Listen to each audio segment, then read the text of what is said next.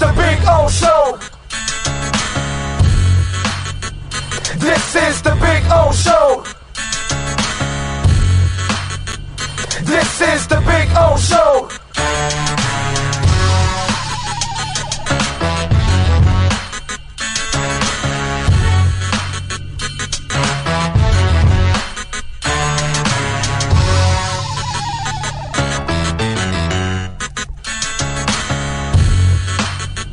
This is the Big O Show.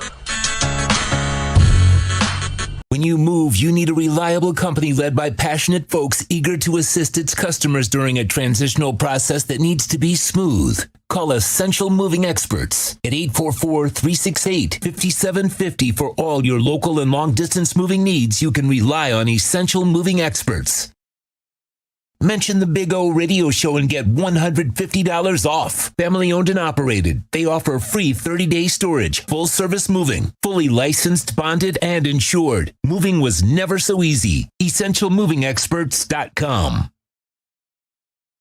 There's no need to drive around South Florida wasting valuable time looking for a new or certified pre-owned Acura. Go to the #1 volume sales dealership in the Southeast United States. Craig Zinn's Acura of Pembroke Pines. Purchase with pace and space in a dealership tailored to your needs. From home buying to providing that personal touch. Contact the 2020 Satisfaction Award winner Craig Zinn's Acura of Pembroke Pines. 888-776-5123. That's 888-776-5123. Or visit them at 15601 Pines Boulevard in Pembroke Pines. For over 16 years, EJDconstruction.com has provided South Florida residents quality craftsmanship, accurate project management, and exceptional service. That's why EJDconstruction.com is an A-rated member of Angie's List and the Better Business Bureau. When you're looking for the right custom home builder for additions or home remodeling, please call my friend Eric at 305-433-4843. That's 305-433-4843 for EJDconstruction.com.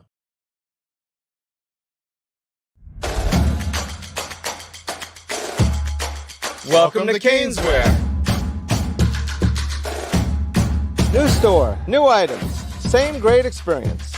Family owned and operated since 2010, Caneswear has the latest merchandise from the Miami Hurricanes, Miami Dolphins, Florida Panthers, Inter Miami CF, and more. Come visit us at our store in Davie on University Drive, just south of 595, or online at caneswear.com. Caneswear, the spot Miami fans shop. Oh, I think I know what this is. Houston, we have a package. Hello? No matter where you are, the Sloman Shield home security system guards your home. With next-gen perimeter protection, 24/7 monitoring, and interior motion sensing.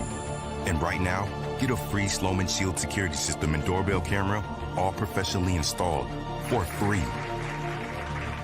Shield your world, the Sloman Shield. With more than 62 years of litigation experience handling insurance disputes, Welton Rayum is committed to resolving even the toughest insurance claims quickly. At Welton Rayum, they don't get paid unless you win. They handle complex personal injury claims caused by the fault of another in both state and federal courts. They handle auto, trucking, motorcycle, slip and fall, and bicycle accidents. Call 954-966-4646. That's 954-966-4646. Welton Rayum can help.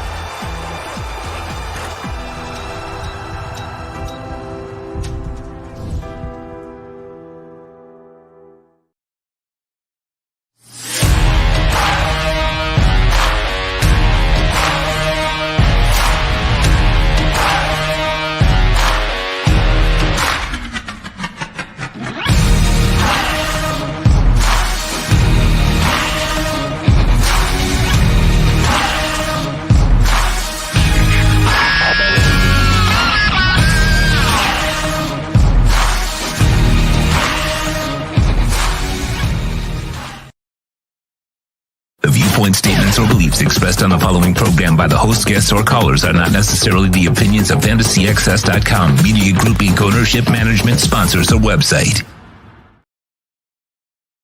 When it comes to South Florida sports teams, very few in the media have witnessed, lived, and covered it like the Big O. Let's start the program dedicated to your favorite South Florida teams with a passion that's unmatched. The Big O Radio Show is on. Here's the Big O. Alrighty, welcome aboard. I always love doing this and looking to the right. Whenever you notice it, I always look to the right because I like seeing people in the poker room freak the hell out when I scream and open up the show here at Hialeah Park. And people will be screaming all over the place because Ken Shamrock will be here in person, live with us. So we'll have some fun with the UFC Hall of Famer. He'll be joining us. By the way, I just passed by the Ford. You saw the Ford Bronco down there that they're giving away, man? That thing is, oh, you came in the back entrance. Yeah. I came in, I took a chance. I parked in the front. Hopefully it doesn't rain. Because Sean and I we have special parking in the back that has a roof, with equipment and stuff. They give us a break where we can park in the back just in case if it's raining when you get here or when you're leaving, equipment doesn't get wet. You know what I'm saying? So that's kind of important, but anyway, so so we're here at Hialeah Park. We got a loaded show for you. Joe Shad will stop by at 3:30. Marcel Louis-Jacques will stop by at 5. Ken Shamrock will be here in person live.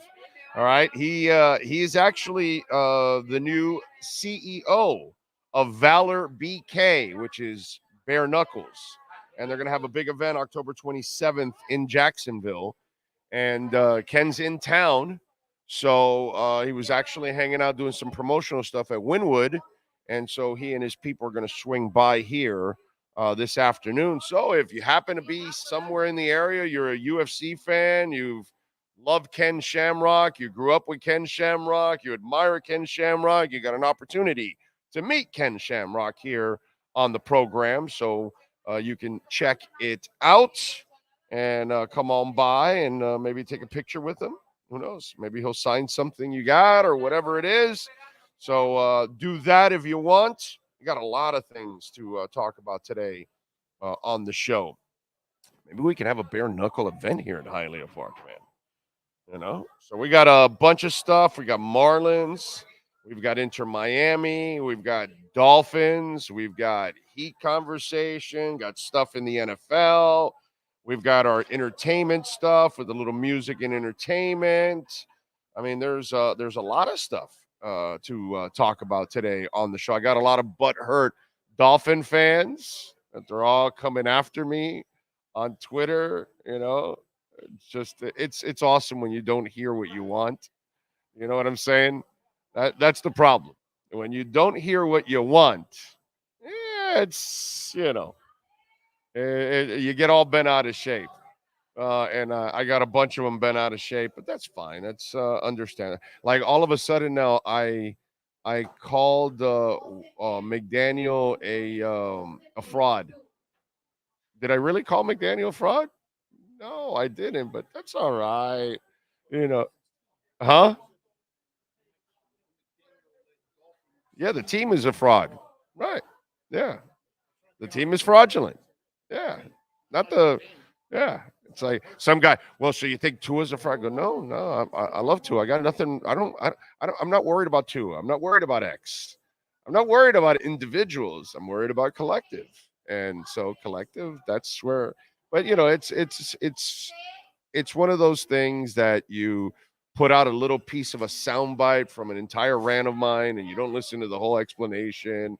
And so then people are getting all bent out of shape, and it's fun. It's fun. It really is. I don't really care. It doesn't bother me, to be quite honest. I'll go back at you if you want on Twitter for sure and tell you you're full of crap. You're a little wuss, overreacting and worried about it. The bottom line is these guys screwed up this weekend in a major way. It's not just a loss. If you want to look at it that way, you can go ahead and look at it that way. So it's funny because people, you hear what you want to hear. You know what I mean? Kind of like when I have fun with Biden or Trump, the people that are Biden people, they only hear the Biden stuff, and the Trump people, they only hear the Trump stuff. And it's kind of funny that way. They don't hear that I bash them both equally. They just only choose one side. And then the Dolphin does the same thing. The Dolphin just thinks, oh my God, that's it. He's quit on the team. I never quit on the team. I'm just telling you, you play like that on Sunday, then you're not really going anywhere. That's it. That's the bottom line. You can beat the Giants in Carolina and all that stuff. It's one of the. Let's get into a subject that I really want to get into because Fangio has been the hot button topic, and one of my main reasons why I'm really disappointed in the Dolphins on Sunday. And Fangio's already done this a couple times in the Chargers game, San Diego, in the Chargers game, where his defense was also dog shit throughout the entire game, and then they showed up at the end. They got the sack that they needed and the pressures that they needed, and they got it done, and they escaped, with the win. And on Sunday, they couldn't do it. And when you look at Vic Fangio right now, do you know what's going on with Vic Fangio? Josh Gaddis. Vic Fangio and Josh Gaddis. So the only difference is, and we're going to find out, right? I saw Barry Jackson tweet out, and I retweeted that tweet and put my own comment on it. He says, we're having this interesting conversation in the media room with like 7 us media members, whether Fangio, is doing right by his defense and whether, you should adjust or all those kind of things. And I tweeted back and I said, whether you have enough or not. And I said, what you have to do as a coach, you have to adjust to whatever your talent is at that moment. I don't care what your philosophy is. If you don't have the players you need to actually execute your philosophy, then you have to adjust your philosophy and then make it to the strengths of your players. That's what great coaches do.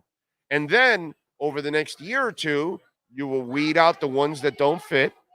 You will bring in players that fit your scheme, and then you will then gravitate back to your original thesis, theory, style, whatever you want to call it, okay? However you look at it, okay? This is the way I want to play. Okay, you're not going to be able to play that way more often than not when you take over. What happened with Josh Gaddis last year? This is my problems with Fangio are consistent as hell, dude. It was my same problem with Josh Gaddis last year. Did I not point it out from week 1 with Josh Gaddis? Same thing. I was like, well, wait a minute, dude. I get what you want to do, but you don't have that talent. You have a spread offense talent. You have a spread offense quarterback. Why are you making him do this? Comprende, compadres?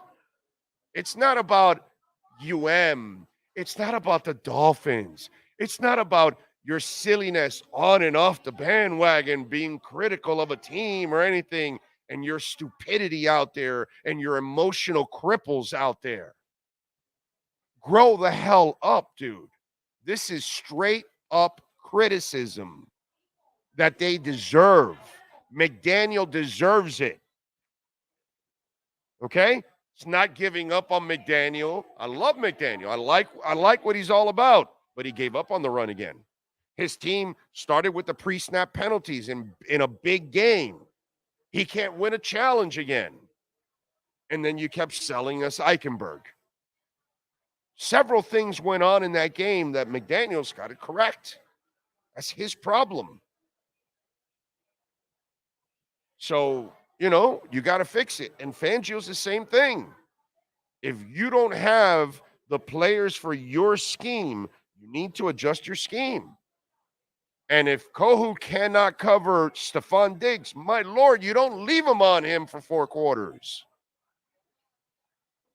So Whether you guys like it or not, some of you out there, there's a lot of you out there, there's most of you, I would say, you can handle what I'm saying and you understand you're intelligent enough. I know there's a certain section of you that you're so soft and you're such a fan. You're such a fanatical fan. You cannot handle objectivity.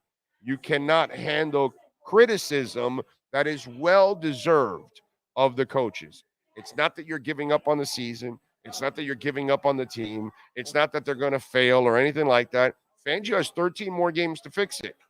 Now, if he continues on this path, then I will tear him up like I tore Josh Gaddis all year last year for refusing to adjust till when? Was like 8 games in that he started, right? He started to spread it out for the quarterback finally. Right, it was right, but at least he finally started to do something for his quarterback at the end of the year, which was too freaking late already. Okay? You had lost your team, you lost your confidence, all that stuff. We all know Vic Fangio is 1,000 times better than Josh Boyer. We all know that. But right now in the first month of the season, Josh Boyer is a better defensive coordinator than Vic Fangio. Do you know why? Because Fangio doesn't it's Shane Falco. It's Shane Falco. Okay? It's all Shane Falco. He's like, they're all sitting there going, what does the replacements have to do with any of this?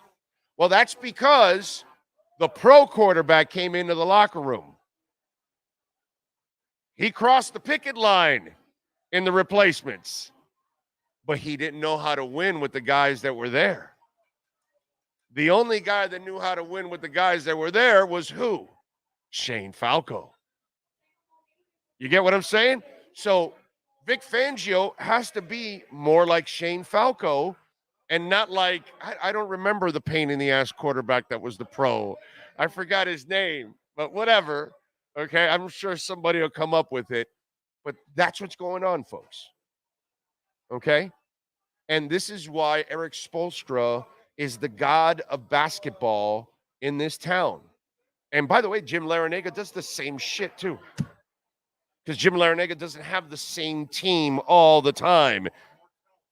Martel, that's it. Martel. There, Mr. Bonafide. Nice job by you, Martel. So Larrañaga does the same thing. He doesn't have the same team all the time, and he then changes his offense, defense, whatever, and he adjusts to his talent. This is what great coaches do. And I know that Vic Fangio is a great coach, but has he shown me to be a great coach in the last month? No, I'm sorry. It is what it is.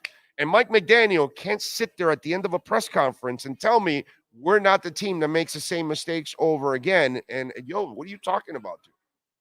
What the hell are you talking about?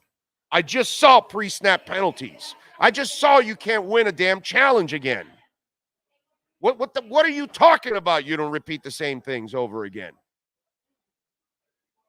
And what are you telling me that it's only 3-1 and that 1 doesn't matter? And if you're 4-0, you still got him. No, dude, this was the game. The Dolphins for 30 years have been the teams that can beat more often than not the shitty teams, and more often than not they lose to the elite. And that's why they'd never make any impact in the playoffs. And that's why I was pissed on Sunday. Because at no time last year, you looked like you were out of place with Buffalo. Even injury-riddled with your third-string quarterback, you still hung in there with Buffalo last year. Sunday, you looked like you didn't belong in the same league with Buffalo. Can't happen. Can't happen. You got Philadelphia, you got Kansas City, and you got Buffalo again. You need to win 2 of those 3 to prove that you can be that team. If you lose 2 of those 3 and you only win 1 out of those 4, how can I expect you to make an impact in the playoffs? If you go 0-4 in those games or 1-3, I can't measure you like, okay, I think you can make an impact in the playoffs. Beating the Giants in Carolina, beating the Patriots, that does nothing for me. Nothing whatsoever. They're not a challenge to beat. And so some of you out there, whether you like it or not, and I get it that some of you out there, you're a bunch of emotional cripples. But the bottom line is these two coaches have got to do a better job. And especially in these kind of moments, I'm not impressed if you beat the Giants in Carolina. You're supposed to. You have more than enough talent. You have enough talent to compete and beat Philadelphia and beat Buffalo. You should have beat them 3 times last year, even injury riddled. And this team on Sunday was better than all of the teams you had last year. On all 3 games against Buffalo, the team that lined up on Sunday was better than all 3 of those teams. Why didn't you compete? Unacceptable. And if you can't handle that, you can't handle this show. This is not the show for you. Okay? This is the show where we actually talk about what's really going on. Reality. Okay? Reality is, if you want to start making an impact in the playoffs, you got to beat playoff caliber teams. You got to beat the teams that are going to be challenging for a title. You got to hang with them. You know, on Sunday, I've said this over and over. It's on Twitter there, everything. You lose a 1, 2, 3, 4-point game, and it was hard fought. It'll suck, but I can live with that. I can walk away. Dude, they went to Buffalo. They played one hell of a game. Buffalo's a hell of a team. You can't lose, but you can't get dominated. You just cannot get dominated. No, that's not just one game. That was the game that was measuring you in the first month. Now you'll have another one in Philadelphia coming up in 3 weeks. And then you'll have the Kansas City one. And then you'll have Buffalo again. And we'll measure you along the way to see. But you got to start winning those kind of games. It's just the way it is. This is why the Dolphins, our Dolphins, have been a 7 to 9 win team for 30 years. And then when they win 10 games and they sneak into the playoffs, they do nothing. Because it's the same team. It doesn't matter whether you're 7 wins or 10. You're kind of the same team. It's not really much of a difference. You need certain things to get lucky, to just get in the playoffs, and then you're going to need a miracle to just win in the playoffs. And that's just not the case. It's got to be more than that. I need more than that. That's what I'm searching for. I don't know what you're searching for, but I'm not searching for a coaching staff that gets thoroughly embarrassed in these kind of moments. Okay? Not doing that. I saw Joe Philbin win 8-9 games. Not impressed with that. I've seen Tony Sperano win 11. I've watched Dave Wannstedt win 9, 10, 11. Not impressed. Not impressed because I know you're not a good coach in the end and you can't win those moments. So this is what we're building up to. And if you're not on that ride with me and you're just on the ride of, hey, let's just show up, that's not what I'm all about. I need to see a lot more from this team. I need to see a lot more from these coaches. They have the talent to win. Now go get it done. That's all. Go get it done.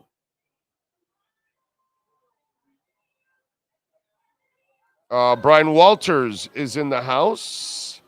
Thank you, sir. Says, did you see Bitcoin was up a couple grand the last 2 days? Yep. October. I told you guys September, October would be the start of the turn.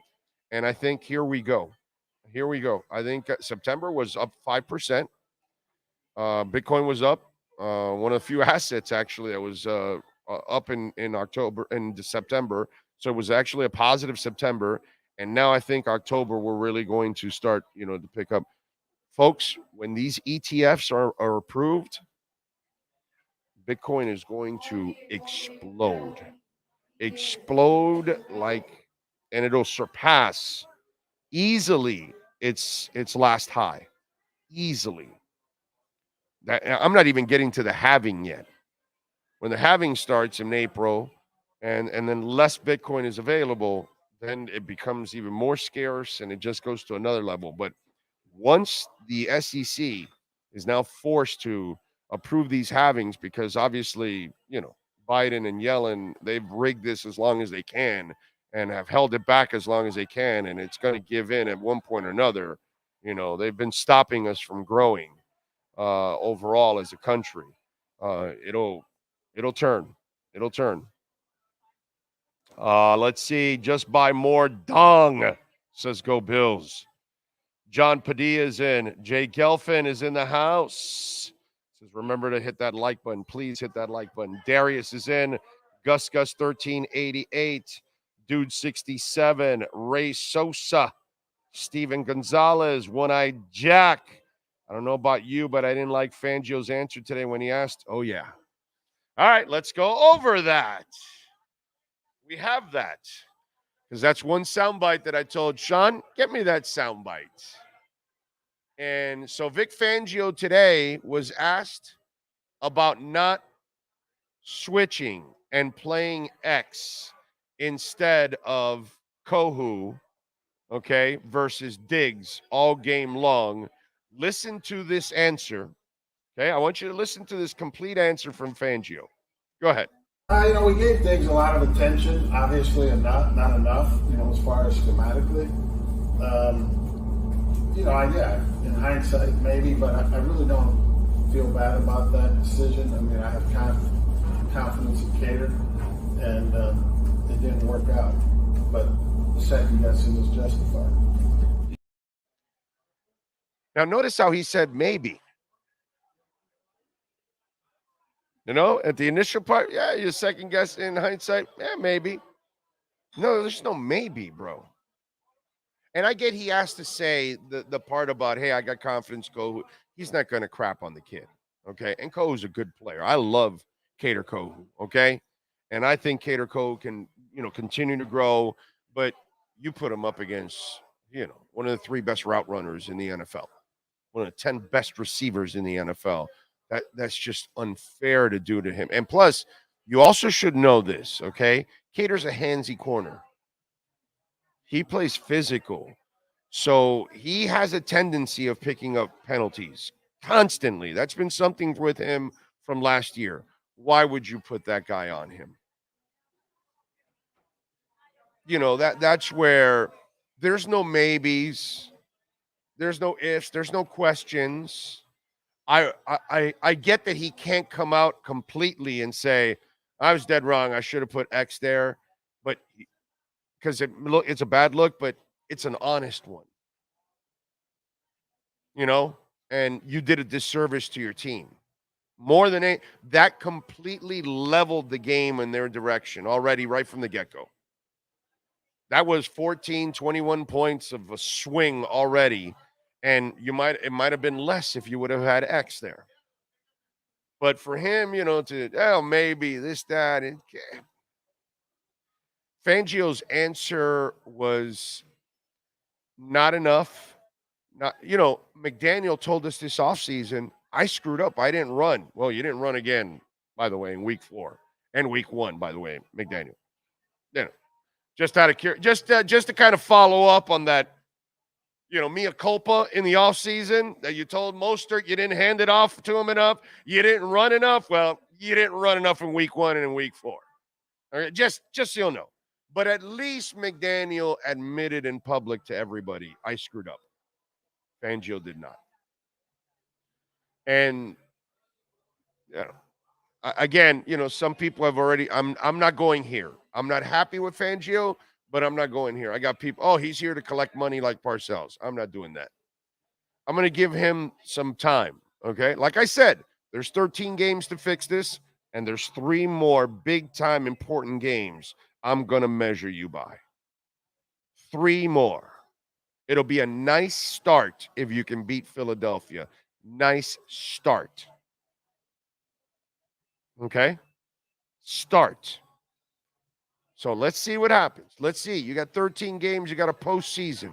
Can you adjust? Can your unit play better? Can you be more consistent? Can you make better decisions?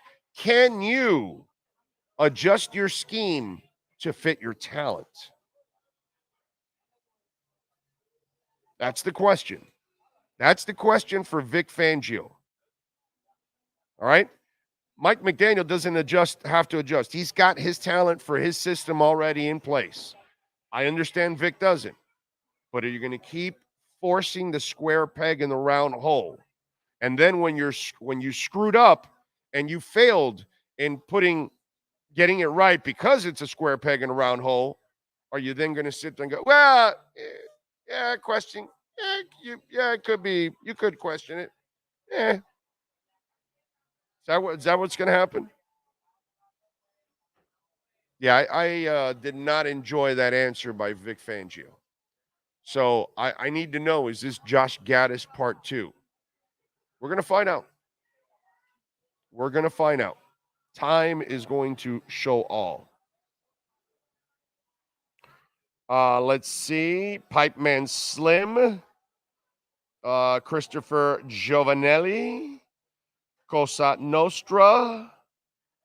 Lisa Rose. Hunter Butler. Let's see. It's weird seeing Big O's muscular arms. There's no muscular there, bro. Don't even try. Let's see. Sweet Baby Ray, Big O. Any thoughts on the possibility of Greer trading for Chubb because he knew Fangio was on his way? No, I don't think so. I think he traded for Chubb because he wanted a pass rusher. And right now, Chris Greer has got to be regretting that move because it has not turned out well for him. That's one that's not going – it's in the process of not working out because he was here last year for a few games, and he didn't show me anything, and he got injured again. And so far through 4 games, the forced fumble is just not enough. You got to do it. Yes, they needed you badly last week, man.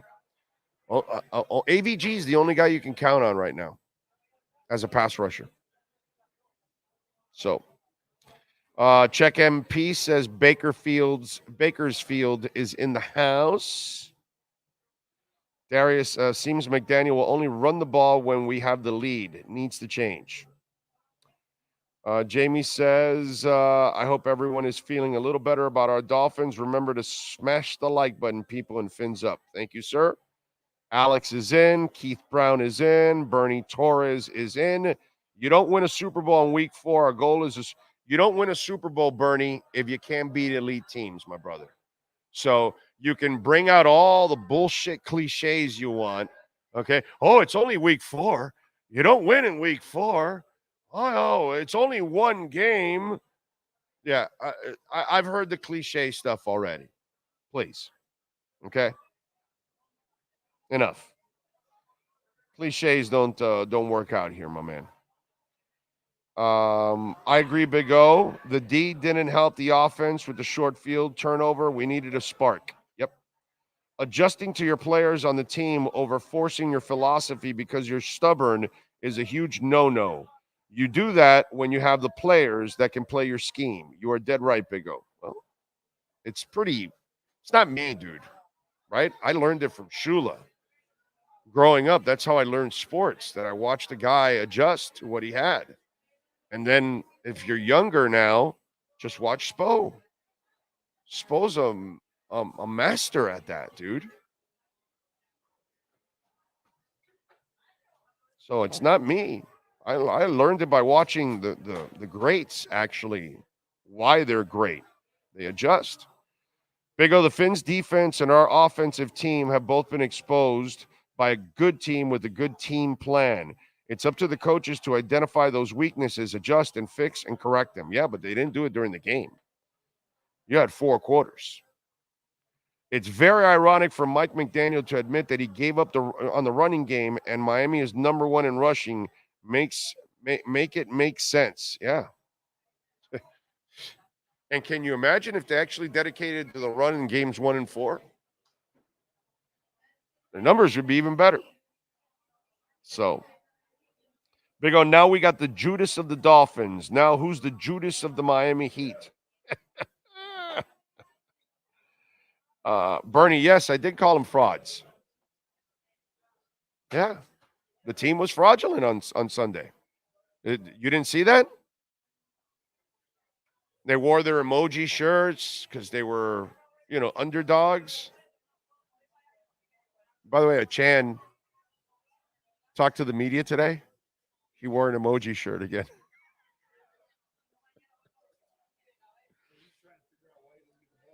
Yeah. So send Joe a link. I guess I didn't send him a link. My bad. I thought I did, by the way. I'm going to tell him I sent him one. But anyway. But anyway, we'll get Joe on now.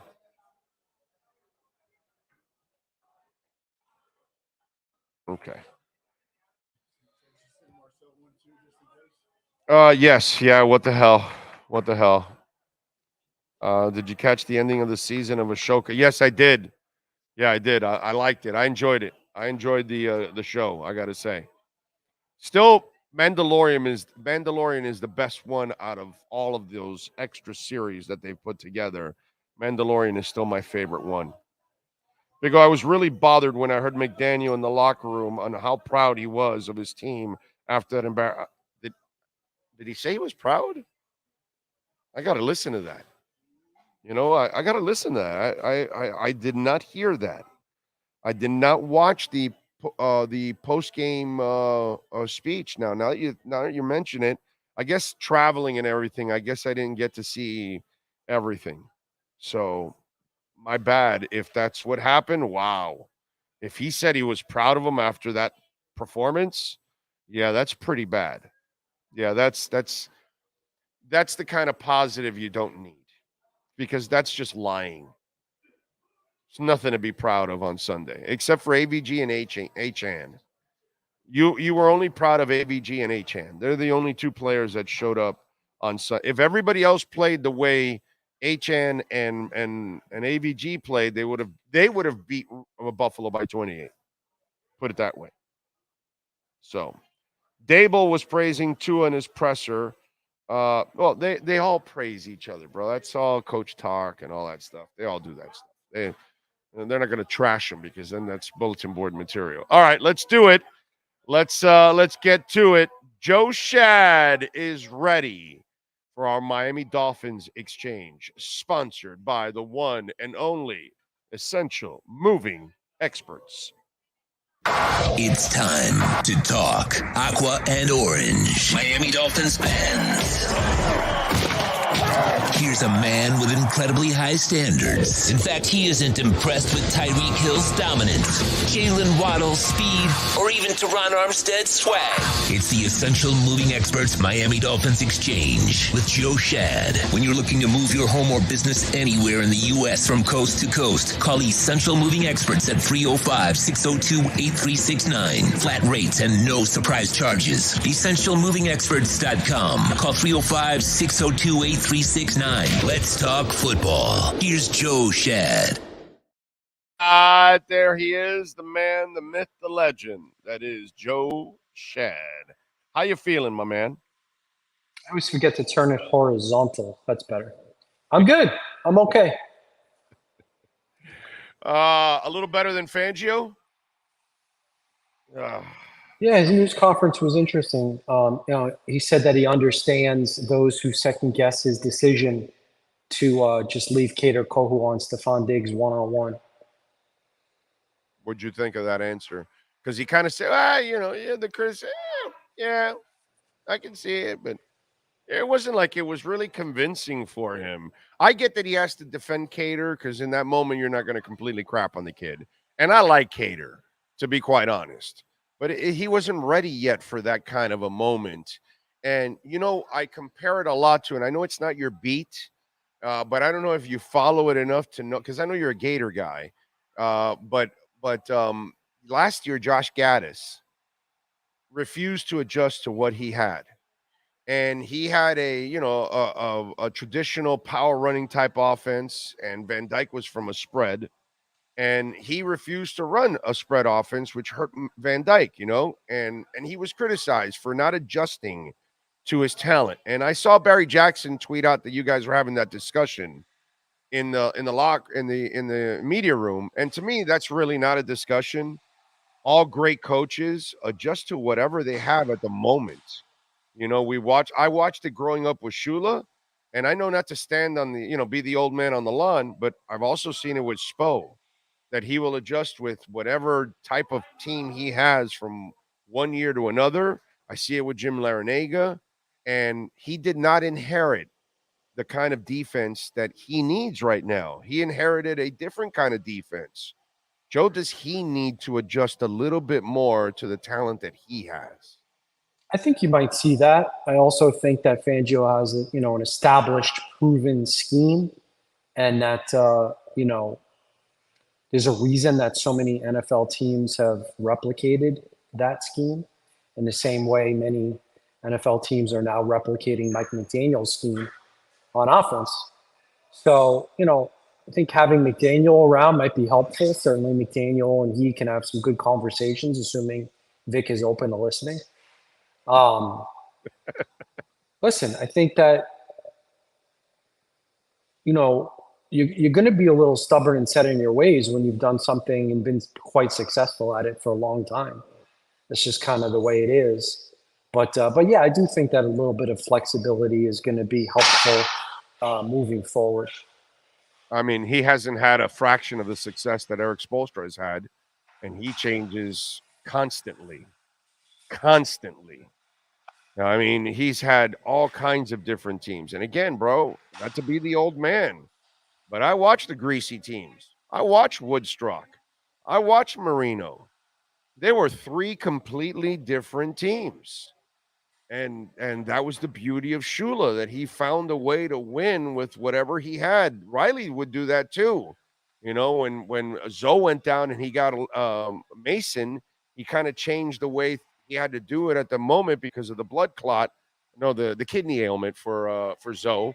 And he had to adjust. I mean, I've seen it over time. Dude, Tony Sperano. My God, I got to use Tony Sperano as a freaking example. He has no offense. His quarterback can't figure it out at the moment. So they come up with a wildcat, to kind of offset it a little bit, and it kind of jump starts their season. And then, they go on to at least have something of a season. I just feel that, and I'm sure if I think of other things, I'm going to think of other coaches that had to adjust to what they had at the moment. And man, I hope he's not Josh Gaddis, my brother. There's a couple of things to think about here. One, it's only 4 games in. So Fangio has only had these players in regular season environment for 4 games. And these players have only played in 4 regular season games with Fangio's scheme. So, and it's going to be much better statistically over the next 2 weeks. A lot of teams have trouble slowing down Josh Allen and Stephon Diggs. And the other thing I'll mention is that there are players, regardless of scheme, who need to play better. They just need to be better. Bradley Chubb, Jerome Baker, David Long, Christian Wilkins, Raekwon Davis. God, I hate we have to say Javon Holland didn't have a good game. He didn't have a good game. Deshaun Elliott. And it's really Brandon Jones. Okay, and so, it's not Vic Fangio's fault that Stephon Diggs spins away from the tackles of Brandon Jones and Kader Kohu. You're right. It's not Vic Fangio's fault that Brandon Jones misses an open field tackle on Latavius Murray. It's not Vic Fangio's fault that Baker is a light, undersized linebacker. Doesn't fit. Who has a hard time shedding blocks and playing physical in the run game. So, but let me ask you something. Let's be fair now. Was Deshaun Elliott injured? Yeah, Elliott had 2 injuries. 2 injuries? How serious are the injuries? I don't know, but anytime you have 2, I don't remember what they were, calf and groin or something. Calf and groin? I just, something like that. I don't know. Was Brandon Jones the only option? Because that poor Elijah Campbell certainly, but you would hope that Brandon Jones was ready physically. Didn't look like he was ready physically. Oh man, I felt bad for him. God, Joe, I felt terrible for the kid. He didn't look like he was football ready. And I want Cam Smith, and I told Vic Fangio today. I said, Vic, I am a Cam guy, and I've asked you this before, but how ready is he? And he said the same thing. He needs to continue to improve. Now, I'm not in practice. Maybe Cam's looking terrible. Yeah, no, definitely. If because the guy has 0 defensive snaps. Parry Nickerson Justin Bethel. Mm-hmm.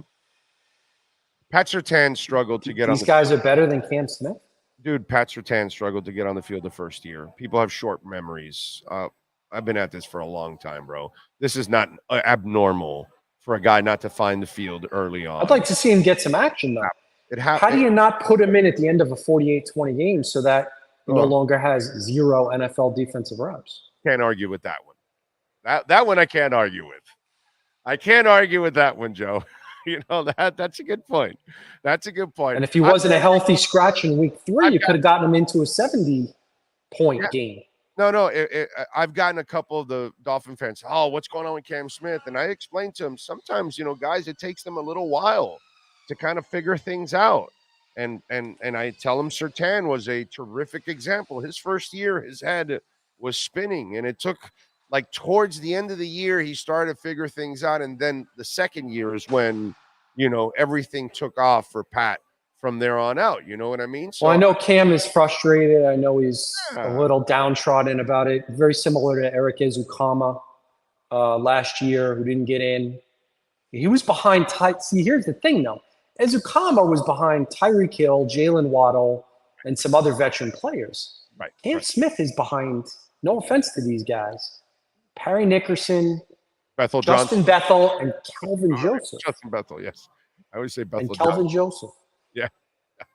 It's crazy. But they also, it's just mentally, they must be at another level right now than where he's at. They must know all their assignments, and he must not know all his assignments yet at this point. Again, I wouldn't hold it against the kid.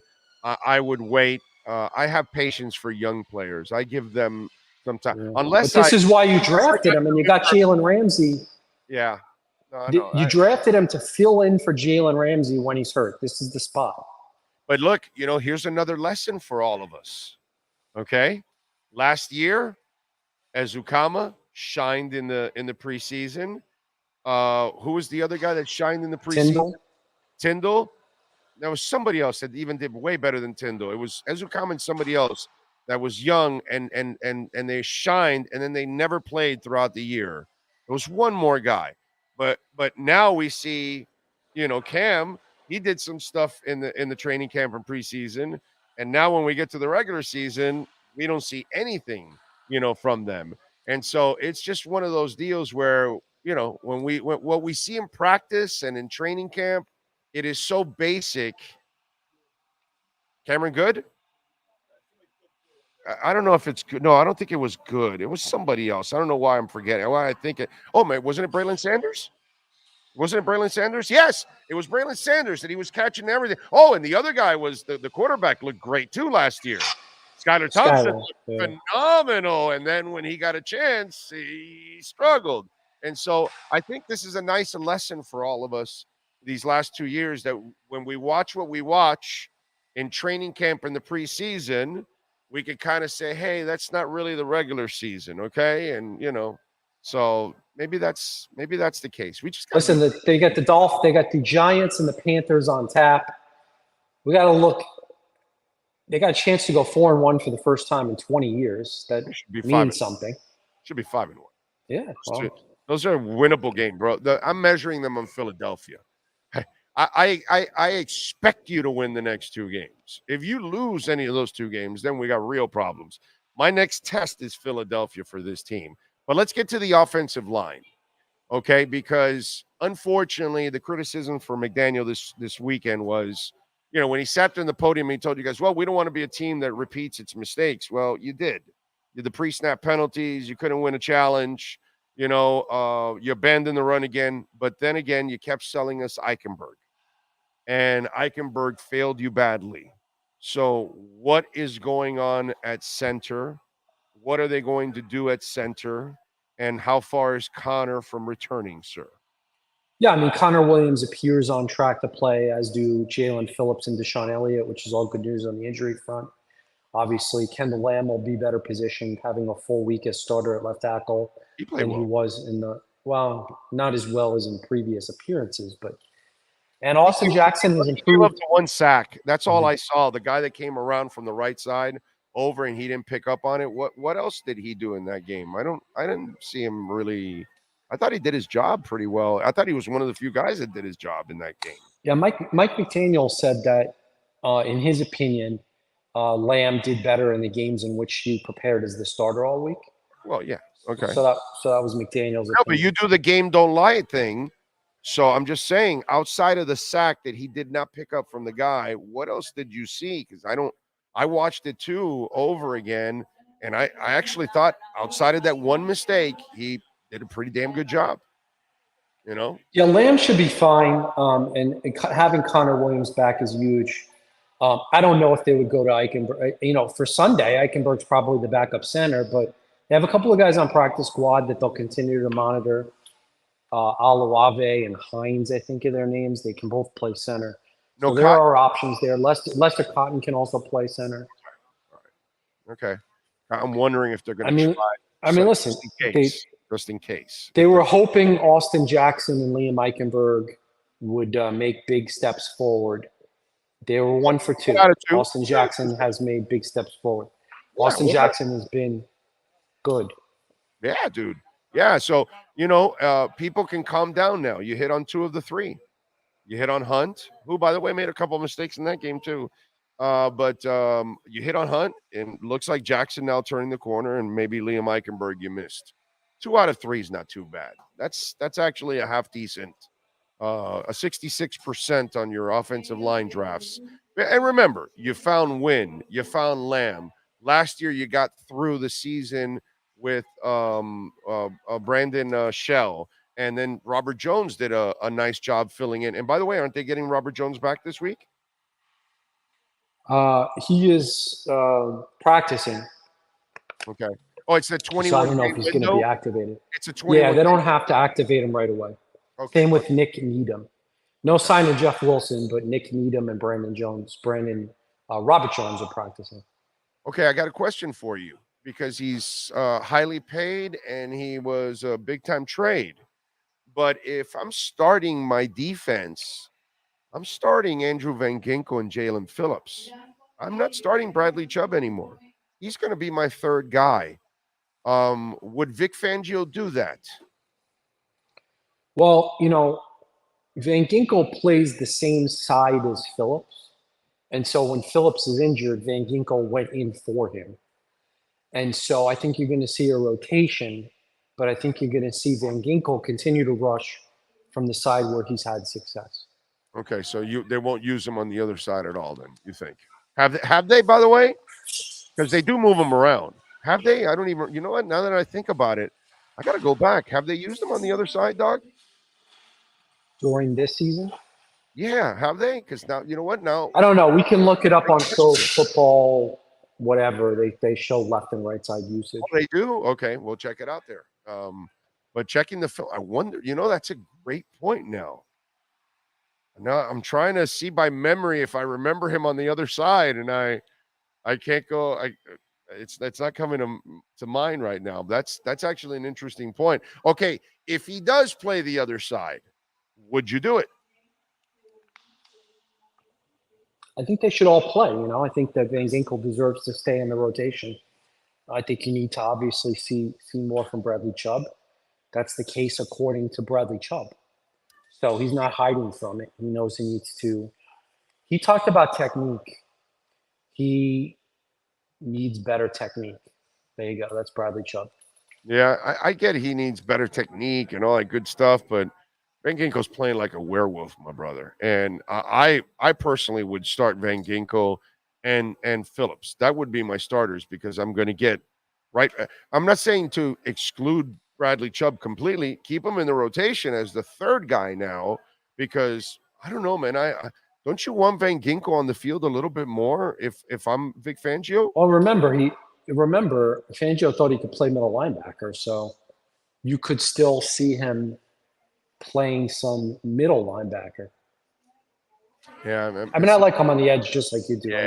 Yeah. He's just so good. But Long and Baker have ways to go, according to Vic Fangio. Yeah, well, I think also Raekwon, and I know he talked about it, Raekwon and Wilkins and those guys, Joe, they got to pick it up on the D-line, dude. Big time. They need more pressure. The defensive line coach, Austin Clark, said today that they need more crush. They need more crush.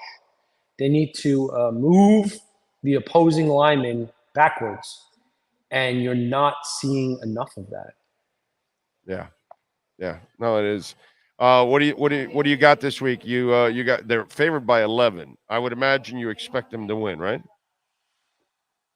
Yeah.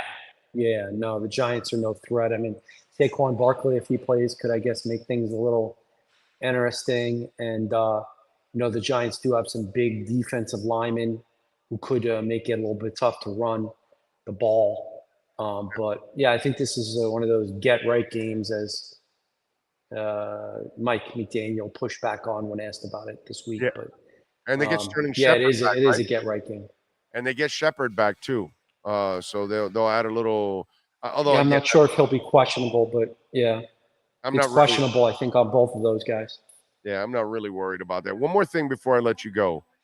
And you've been around this a long time, and you know about this. Running backs, a lot of times, young running backs, they run into the same issues that Cam Smith has. They can't get on the field because they don't know their assignments. They don't know the blocking assignments, all that kind of stuff. I was pretty damn impressed the way Tua praised the hell out of Achan about how his knowledge and his IQ, because that's actually rare for a young running back to really have a good grasp, and especially McDaniel's offense, which is not an easy offense to learn. But I found that to be very impressive that Achan is, that up to date as a young, and maybe that's why he's so successful too, because he knows what the hell he's doing. But what'd you think of the comments? Yeah, I thought they were very revealing. He is effusive in his praise of Achan. And, there were a couple of plays where the Bills blitzed at Achan. And I don't know if Achan was supposed to chip or pick up, or if it was just the play that he's now the hot route. I don't know. I didn't get to ask Devon about that. It's hard to know sometimes. Like, did he not pick up the block, or was Tua just supposed to throw it to him really quick? Yeah. But one thing I remember Jimbo Fisher saying in the pre-draft process is that even though Achan is a little dude, he's a willing blocker. He sticks his nose in there. And I was thinking about Jaquiz Rogers. I remember him, the little guy with some pop and some speed. Falcons. I'm not ready to compare him to Chris Johnson yet. Right? A little work done. Yeah, a little work done, a little Jaquiz Rogers. Yeah. I'm impressed. Man, how can you not be impressed? It kind of, and by the way, you see the tone of the Jonathan Taylor stuff, how that's changed over there in Indianapolis. I think John and his agent realized, running backs have zero leverage in this league. We better start playing nice here, or we're not going to get any money. So it's interesting. Yeah, the Dolphins might have caught a break on missing on Dalvin Cook. Yeah, I don't know if they caught a break or because they weren't really trying crazy to get him. They just wanted him at their price. You know what I mean? And at their price, they can use him as a committee thing. At his price, he wanted to be an anchor. He wanted to be a bell cow. And that was the difference. They weren't willing to pay him to be a number one or an anchor. And we'll see. It's a long season. And maybe he makes a big contribution to the Jets moving forward. We'll see. Yeah, we'll see, but they clearly don't need it. They're pretty deep, and they still haven't gotten completely healthy with all their backs. So that's impressive. All right, what do you got going on the Palm Beach Post so folks can check you out? It turns out that Devon Achan and Jalen Waddle were on the same AAU basketball team in Houston, which is unbelievable. So I spoke to their coach from the AAU days and posted a story about that on the Palm Beach Post website. Check it out. And posted about Tua Tagovailoa, leadership role, sort of being among those challenging the players to sharpen their focus. Mm-hmm. And so go to the Palm Beach Post website and check out our latest content. You got it. Follow him on Twitter at Shad Joe. And catch him here once a week doing our essentialmovingexperts.com Miami Dolphins exchange. Joe, as always, thank you, my man. Have a fantastic week. See you, bud. You got it. All there right, you see go. you.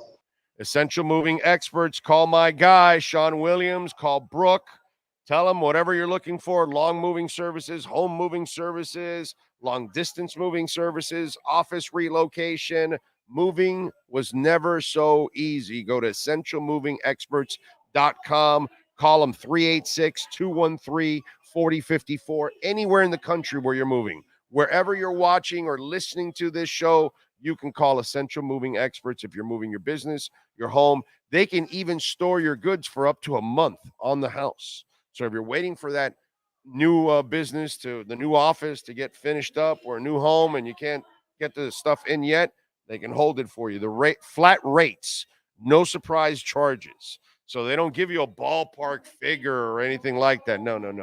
No surprise charges. Call them 386-213-4054.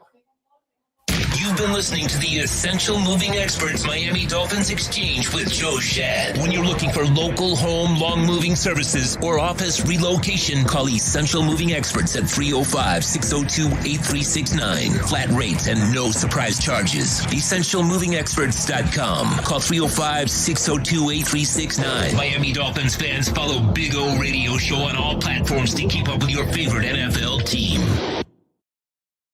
There you go. There you go. All right.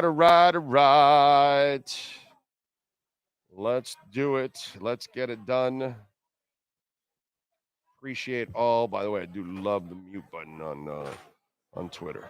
It is fantastic. Big O Andrew Van Ginkel is 6'4", 242 with great athleticism and strength. Is that not perfect match for a thumper in the middle, or am I dead wrong? He has not looked good in the middle. It's not his thing. He's an edge guy. He's an edge guy. He's a pressure guy. He's a ball hawk. It just has not looked good for him in the middle.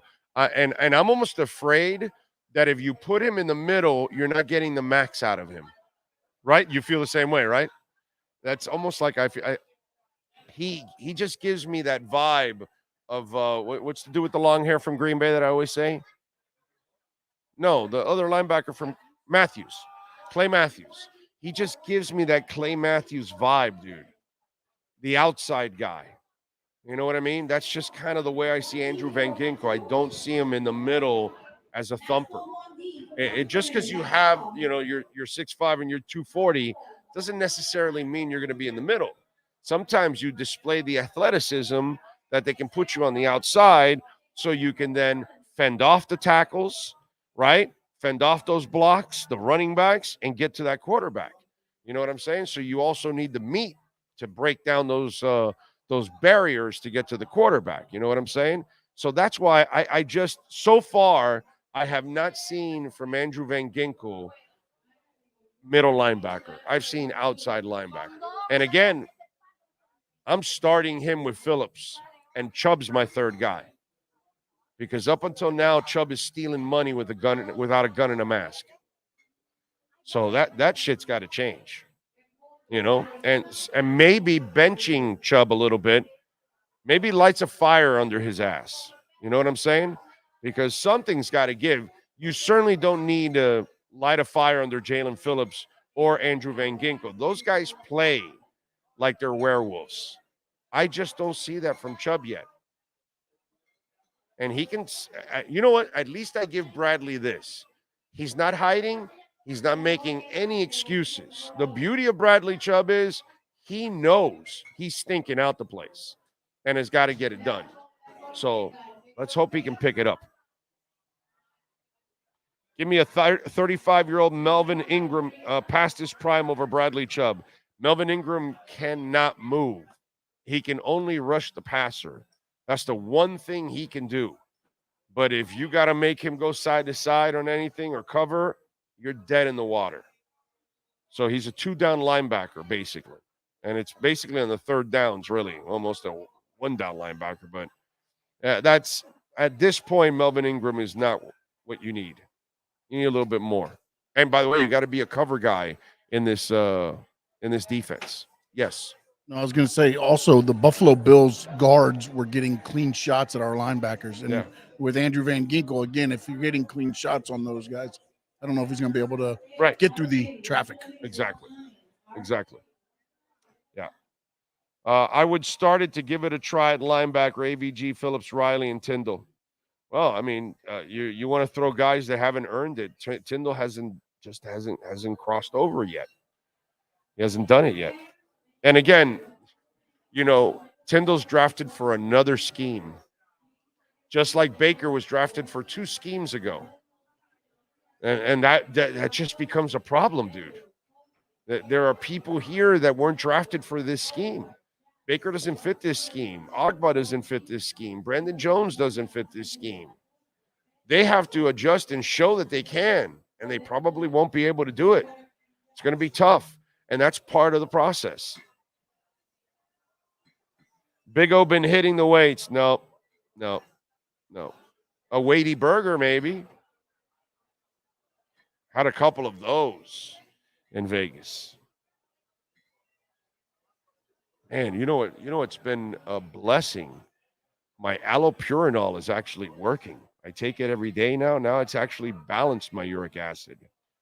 So when I do have a burger, I don't go flipping out and getting the gout right away. That's actually been pretty cool.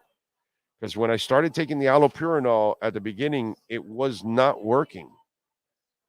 For like the first 2 months, it wasn't working. And it was driving me crazy. I was still getting gout attacks.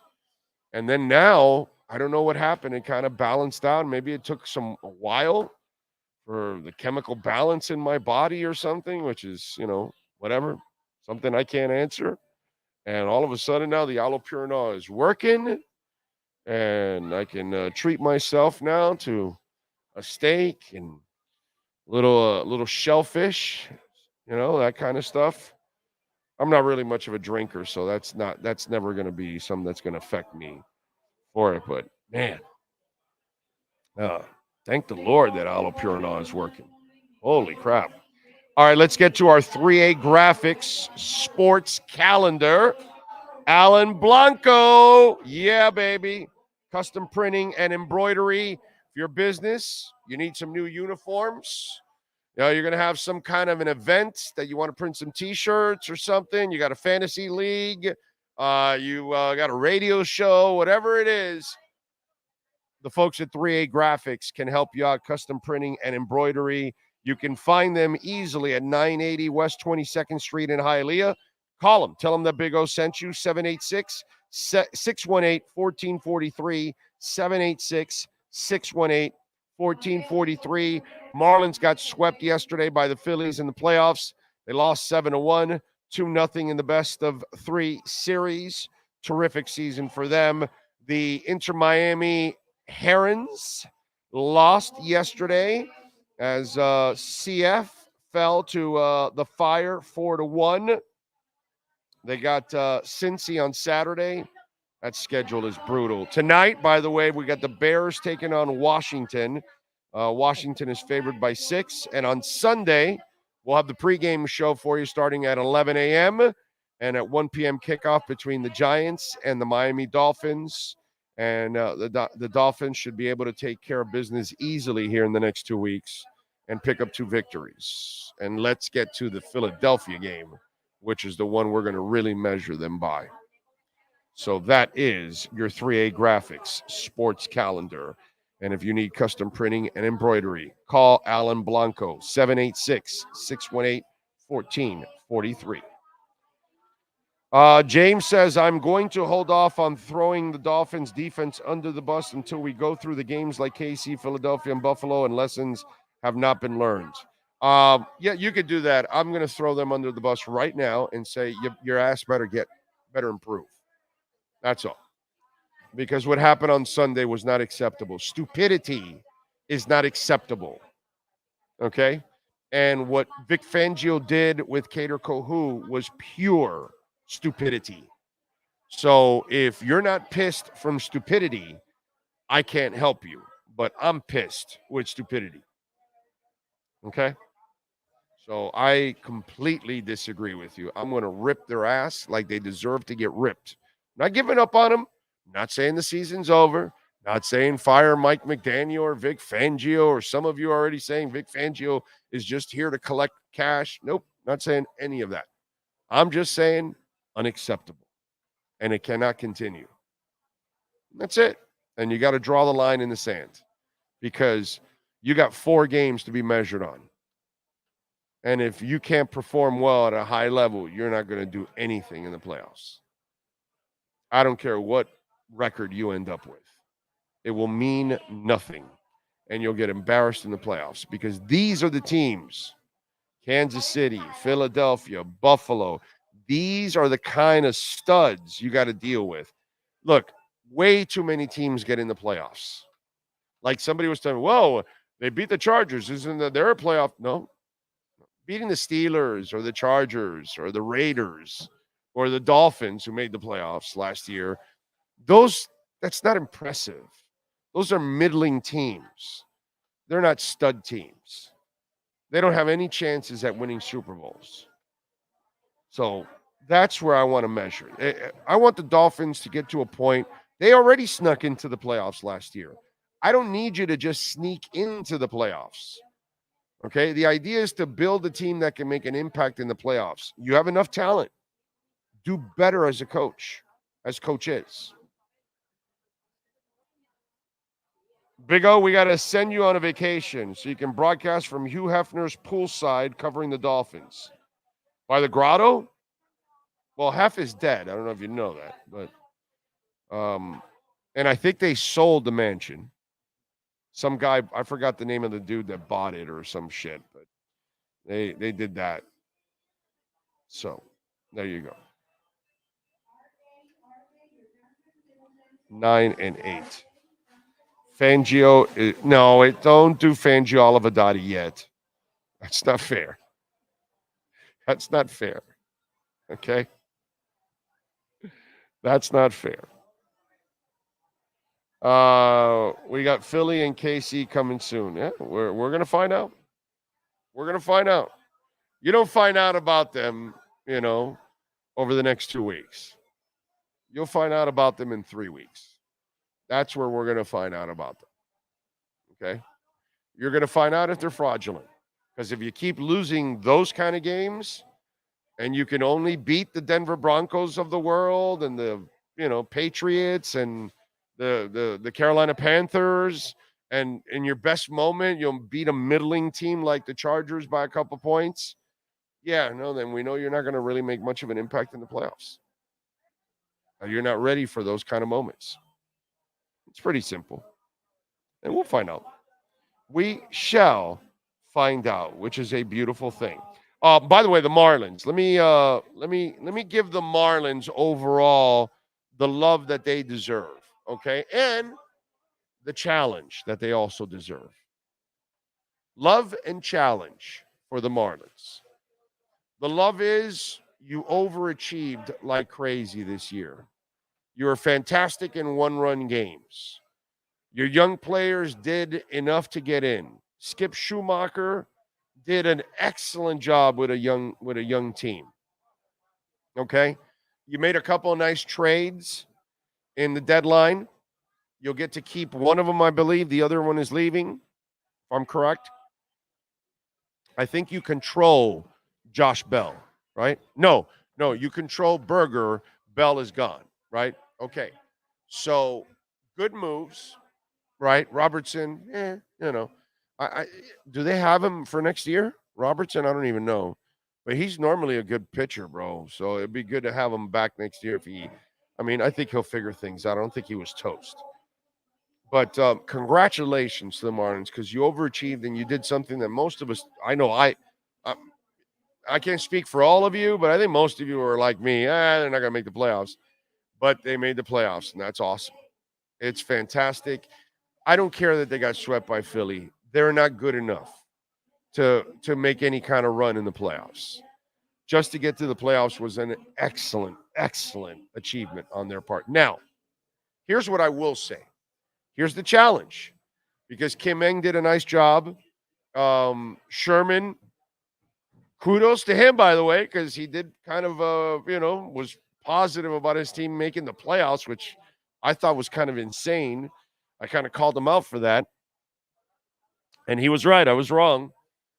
But I just kind of feel that, the ball bounced your way and you were able to sneak in and all that good stuff. And you see that you're not even close to Philly. And Philly now is going to take on Atlanta. Okay. By the way, you got to reseed in baseball. It's kind of crazy what's going on there. But anyway, whatever. Now you got to improve. Will you improve? Will you spend? Will you just bring back the same team and hope that the ball will bounce your way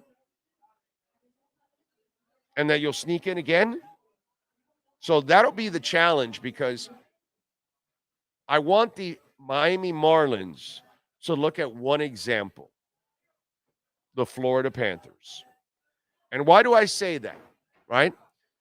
The whole Shane Falco thing, I threw you for a curve and then I brought it all in and I brought it full circle. We'll bring it full circle again. And why I say the Panthers? Because the Marlins, if they think they're going to have this major bump in attendance and interest and all that, it will not happen. Let me prepare you for that. And why? Because that's what happened to the Florida Panthers. And the Panthers this year made it 5 straight years into the playoffs. And they made it to the finals. And now into their 6th year now that they have re-signed their players. They traded for a superstar. They have sold the entire bottom bowl now. Not the whole arena yet, but the bottom bowl, which, they'll have plenty of people in the top part of the bowl also. So they're going to have probably 75, 80% of their arena sold out, and maybe closer to 100 on a lot of games. And if they come back and they've proven to people, we will pay our players, we will keep them, we will trade for a star. So what are you going to do, Miami Marlins? Are you going to sit there and think that the same team you had last year and you're just going to expect a handout from the Miami fan? That's not going to happen. Let me warn you ahead of time. So meet the challenge that I have just posed for you. Do something. Make the team better. Build on this accomplishment and try to build a team and add more bats. Find a shortstop. Maybe a little more bullpen help. Do that and put yourself in position to make the playoffs again and maybe make some noise, and then you can start to win people over. And then you can start to win people over where they'll start buying season tickets. But it took 4 years into the 5th year for the Panthers to kind of cross that threshold while they were completely committed. Something that the Miami Marlins have never proved. So congratulations for your accomplishments. But if you want more, you're going to have to do more. Hey, if your business wants to be a part of our platform, 786-754-4664. That's 786-754-4664. Sloman's Home Shield, baby. 1-800-ALARM-ME. We love Alarmo. And folks, we are giving, like we have for the last 2 years, a free doorbell camera right now. And all you got to do, if you want that free doorbell camera, which will be your best friend, it's going to help you not have to get off that couch to go to the front door to see that it was somebody selling something and you didn't want to talk to them. Okay? Sloman's Home Shield, baby. Call them 1-800-ALARM-ME. And when you use our professional installation and our low-cost central station monitoring, you're also going to get an LED touchscreen pad, a motion detector, 3-arm doors, and a backup battery. What are you waiting for, folks? Tell them that Big O sent you. 1-800-ALARM-ME. That's 1-800-ALARM-ME for Sloman's Home Shield. All right. Love it. My 9-year-old son is in baseball academy. Kid's a beast. We hauled ass home after practice yesterday to watch the Marlins. Wish I could be proud enough to root for them, man. I mean, listen, they had a good year. I was watching that in the Inter Miami game. God, that was depressing, huh? Quickly, yeah. And we had a couple of really nice possessions, dude, that we should have finished. That would have been 2 goals. I mean, some of the best passing without Messi on the field that we have seen. Like they really worked each other all the way down the pitch to set it up. There were a couple times that it was just beautiful, dude. And they just couldn't finish it, man. God. Yes. I wanted to get your take on this. The Messi situation. It's a messy situation. No, it's very messy, but even messier It's when get messier. But I guess my question is this. He didn't even go on the trip, and they still were holding out like money, bro. But at what point does it become? It's already that. I mean, you just got to be naive not to think that. I guess it's like, but fans are naive, so they are. But at the same time, it's like you want people to pay money for next season, and then you've already went through all what they've got. I already warned what's coming next season. And it's like, so like, it's almost like because you said, a good investment would be buying the season tickets. But when they do all that, is it as good as an investment now? When you look at it now, it's not, right? I mean, I'm sitting there with a friend of mine yesterday, and he's thinking of renewing his tickets. $8,000 no way each.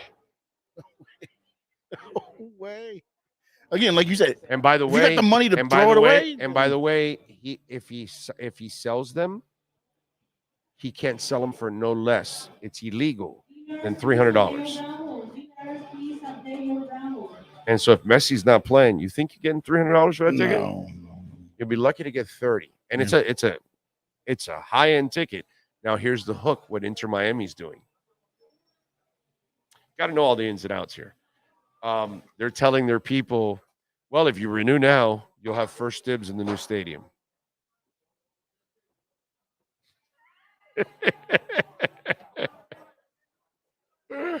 Oh, man. It's a cruel world, bro. It's a cruel world, man. It's a cruel world. And I already warned people about this. This is bait and switch. You're lying to people, because and just common sense tells you. I already told you this. I'll repeat it. Next year, they have CONCACAF. They have Champions League. They have friendlies. They have the Leagues Cup. They have the U.S. Open Cup. And they have the MLS season. Do you think he's going to play all those games? No. It's impossible.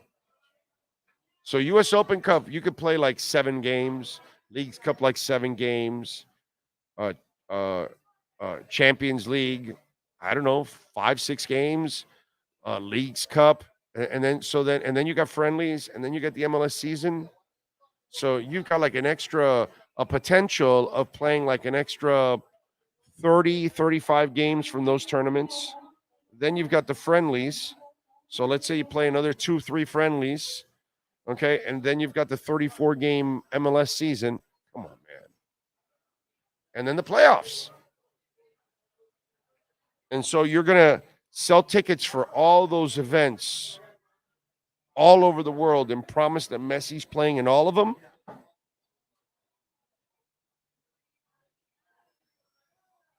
And what if he gets injured? And then he misses all of them. And you paid the ticket, you paid the price to go see Messi for a whole season. Wow. No way, dude. No way. I mean, last night, 50,000 people bought tickets after he signed for that game. And they paid through the nose for those tickets. And they could not sell them for a fraction of what they bought them. So And yeah, he didn't make and they kept it questionable, which was such bullshit I knew he wasn't playing. I mean, I said it all week, he's not playing. I don't it's like, come on, dude. It's like I knew Waddle wasn't going to play 2 weeks ago, and it's like, don't bullshit me, dude. I know what's going on. And you're just lying. I don't think he plays the rest of the season. Why? Exactly. Doesn't make any sense. Tear your hamstring so you can then the entire offseason you're just rehabbing? Yeah.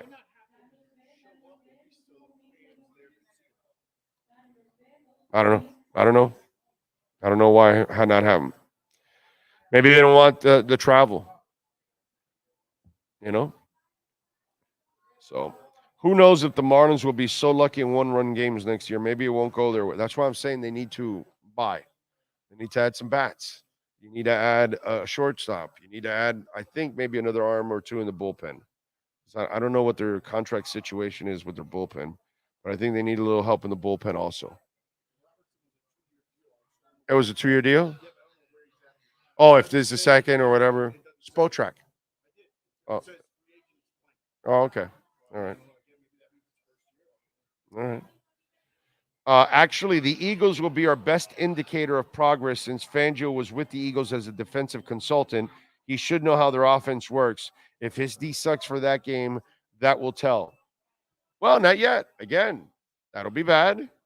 Okay. But there's 4 of those games. So if you beat Kansas City and Buffalo at the end of the year and you go 2-2 in those games, we got some hope now. But if you go 1-3 or 0-4 in those games, then that's a really bad sign for this team. If Sherman had money or was bold enough, he would trade for Miami boy Manny Machado.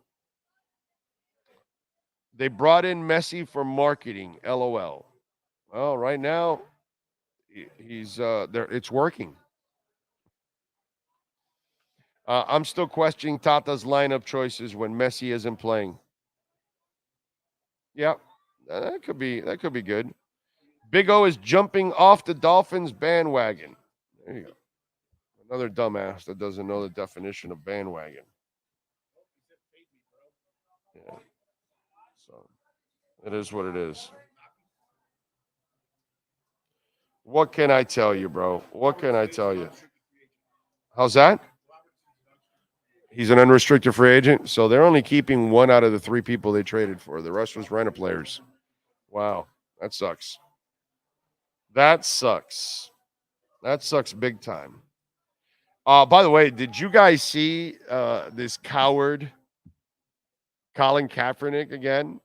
It's fun to talk about this coward, phony ass dude that so many of you got suckered, and you think he's like some kind of leader or some kind of schmuck for a cause or anything like that, when everybody else fights for his cause and that coward hides behind the scenes. So coward Kaepernick apparently was offered a job. So, Kaepernick has accused the NFL of collusion, this and that, which is just a bunch of crap for him. And so he wrote a letter to the Jets asking the team to take a chance on him on the practice squad. He's so millennial and Generation Z, these schmucks that don't want to earn anything in life and they just want everything given to them. You know what I'm saying? So, per screenshot, Dwayne Johnson, The Rock, made a statement that he met and offered Kaepernick and his agents an opportunity to join the XFL. Johnson is a co-owner of the XFL. Johnson doesn't think Kaepernick will take the offer. Kaepernick so far has turned down the offer to play in the XFL, as Kleiman says the XFL pays much less than the NFL. He's a coward, bro. That's all. Colin Kaepernick is a coward. There's nothing more to be said about that. That's why he was a poster child of something that's super important, right? That something that's gone on in our society for a while. And he's supposed to be a poster child for all of that. And here's the coward that would hide behind the scenes Everybody else was fighting his fight. Everybody else was kneeling. Everybody else was protesting publicly. That coward was never out at any protests. Never. Was he at a police station with other people protesting the abuse of somebody that happened in the black community or anything? Was he there front and center? I remember seeing Steven Jackson do it. Balls out, front and center, right? Typical coward Kaepernick. And so many of you, you're all frauds for putting that guy up like he's some kind of leader or something, or like he accomplished anything. What a freaking coward this guy is. He wants to play in the NFL and only the NFL. Bro, he can't hold Warren Moon's jock. Warren Moon went to the CFL. Cam Wake went to the CFL. Was he better? Is he a better human being than them? Certainly not a better football player than them. Jeff Garcia went. Joe Theismann went. Right? Mark Dixon went. Lots of people have been jettisoned and told from the league, you're not good enough. He could have gone to the CFL, like I've mentioned this several times years ago. He could have gone right to the CFL, kick ass, if he can, which I don't think he can. I think he just got lucky his first couple of years there with San Francisco that he had a loaded team and all he had to do was facilitate, you know. But deep down inside, he knows he's not a real player. That's why he doesn't do it. Real players show you. They show you up. That's what real players do. That's what Deion Sanders did. He said, you know what? I'm going to switch teams. I'm going to switch powers in the NFL. San Fran I can make Dallas win instead of San Fran by just going over to Dallas. And he did it. That's a player and a half. Deion Sanders. Colin Kaepernick, coward. He goes to the XFL and rips it. I mean, it's too late now at this age, but if he does, then he could put that doubt into people's minds and say, well, why didn't the NFL give him a chance? Or somebody would give him a chance. If he would have gone right to the CFL when all of that happened and kicked ass, the NFL would have been forced to give him a shot. Okay?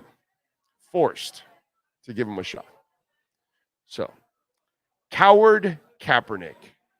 I love when all these stories come out about this guy because as time goes on, hopefully, many of you will notice that guy is a fraud at every level. Okay? Anyway. Yes, sir. What do you got for us? Huh? What about A.J. McCarron? Oh, yeah, he went to the XFL. Yeah, he went to the XFL and went back. Yeah. Tommy Maddox went down and then came back to the old XFL, the original XFL, and then I forgot who gave him a chance after. Could it have been the Broncos? No, the Broncos were the original draftee, I think. But, it happens, dude. He hate me. Was in the XFL. And then Rod Smart, rest in peace, Rod Smart, because I know we lost Rod Smart. But he hate me, made a name for himself in the XFL, and then went back. Lawrence Phillips got kicked out of the NFL, went to the XFL, Barcelona Dragons, kicked ass, went back. Dude, I got plenty of these stories. Brian Finneran came out of nowhere and went to the XFL. Kurt Warner was sent down to the Arena League, bro, and bagging groceries before he had to make it his way back. As I've told this story before, okay, some people have a record contract and then they lose it. And they keep touring and then they try to find another record contract. Some people never make it to the record companies and they keep grinding and playing bars and all that until they can get a record contract. An artist keeps painting, designing until they can get that big break. When you love what you do, you fight for it. Okay? So even though I kind of knew what I was going to do, so it's not really the perfect example, but I knew I needed to leave radio, and I wanted to get the hell out, and I got out of radio. Okay. And by the way, thank you to Joe Rose out there. Apparently somebody told me that he was giving me a lot of love a couple of days ago and saying that he's a big fan of what we do and all that. Thank you, Joe. I appreciate that. Actually, I think it was this morning. It was this morning? I believe so, yeah, because the Sphere came up. It was you too. And Hollywood said something about you, the Sphere, Was you it this- too. And then Joe said, maybe it was yesterday morning. I'm trying to see now. I'm trying to think of the DM I got. Was it in the morning or last night? Because I took my daughter to school. Oh, I picked her up yesterday. So today it would have been the first day I taken her I to didn't school. hear anything about you too.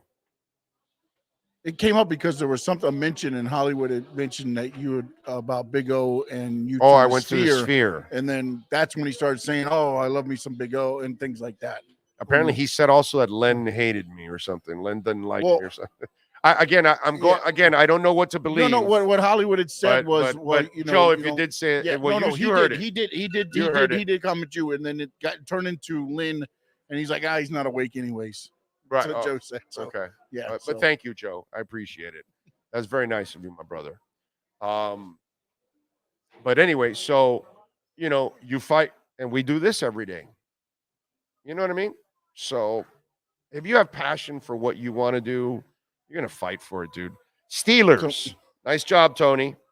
Nice freaking job, Tony. Steelers signed Tommy Maddox. Tommy Maddox, did you know? So he's drafted by the Broncos, of course. Right. He was there for 2 years. Right. Then he went to the Rams for a year. And he won a championship with the XFL, by the way. The Giants for 2 years. Then he was on the practice squad of the Falcons. And then he went to the Arena League, New Jersey Red Dogs in 2000. Then he got into the XFL in 2001. And won it. And then he won the MVP there. Then he got to the Steelers 2001 to 2005. And then he was on the practice squad of the Philadelphia Soul, another Arena League. See, afterwards. So Tommy Maddox is the person I admire. Cam Wake is the person I admire. I don't admire a coward like Colin Kaepernick. I admire Warren Moon. The league told him he wasn't good enough, went to the CFL, came back and became one of the greatest quarterbacks of all time. Because that's what Warren Moon is, one of the greatest quarterbacks of all time. And a Hall of Famer. I admire people that fight for their dream. You know what I mean? And Colin Kaepernick is a coward, bro. He was the what? Oh, he was the comeback player of the year, 2002. There you go, with the Steelers. There you go. There you go. Those are the people I admire, dude. And maybe because I'm a fighter and I've been a fighter my whole life, maybe that's why. But that's kind of the way I look at it, you know. Now he's too old, probably broke, and he's regretting. No, he's not broke. He got his Nike money, bro. Nike gave him money every year and probably still paying him a little money now. I don't know. But they paid the fraud a little money. He got his money. No. He didn't have to work for it, bro. That's why he comfortably says, "Oh, NFL, give me a shot. Even though I don't deserve any shot of anything, I haven't earned anything.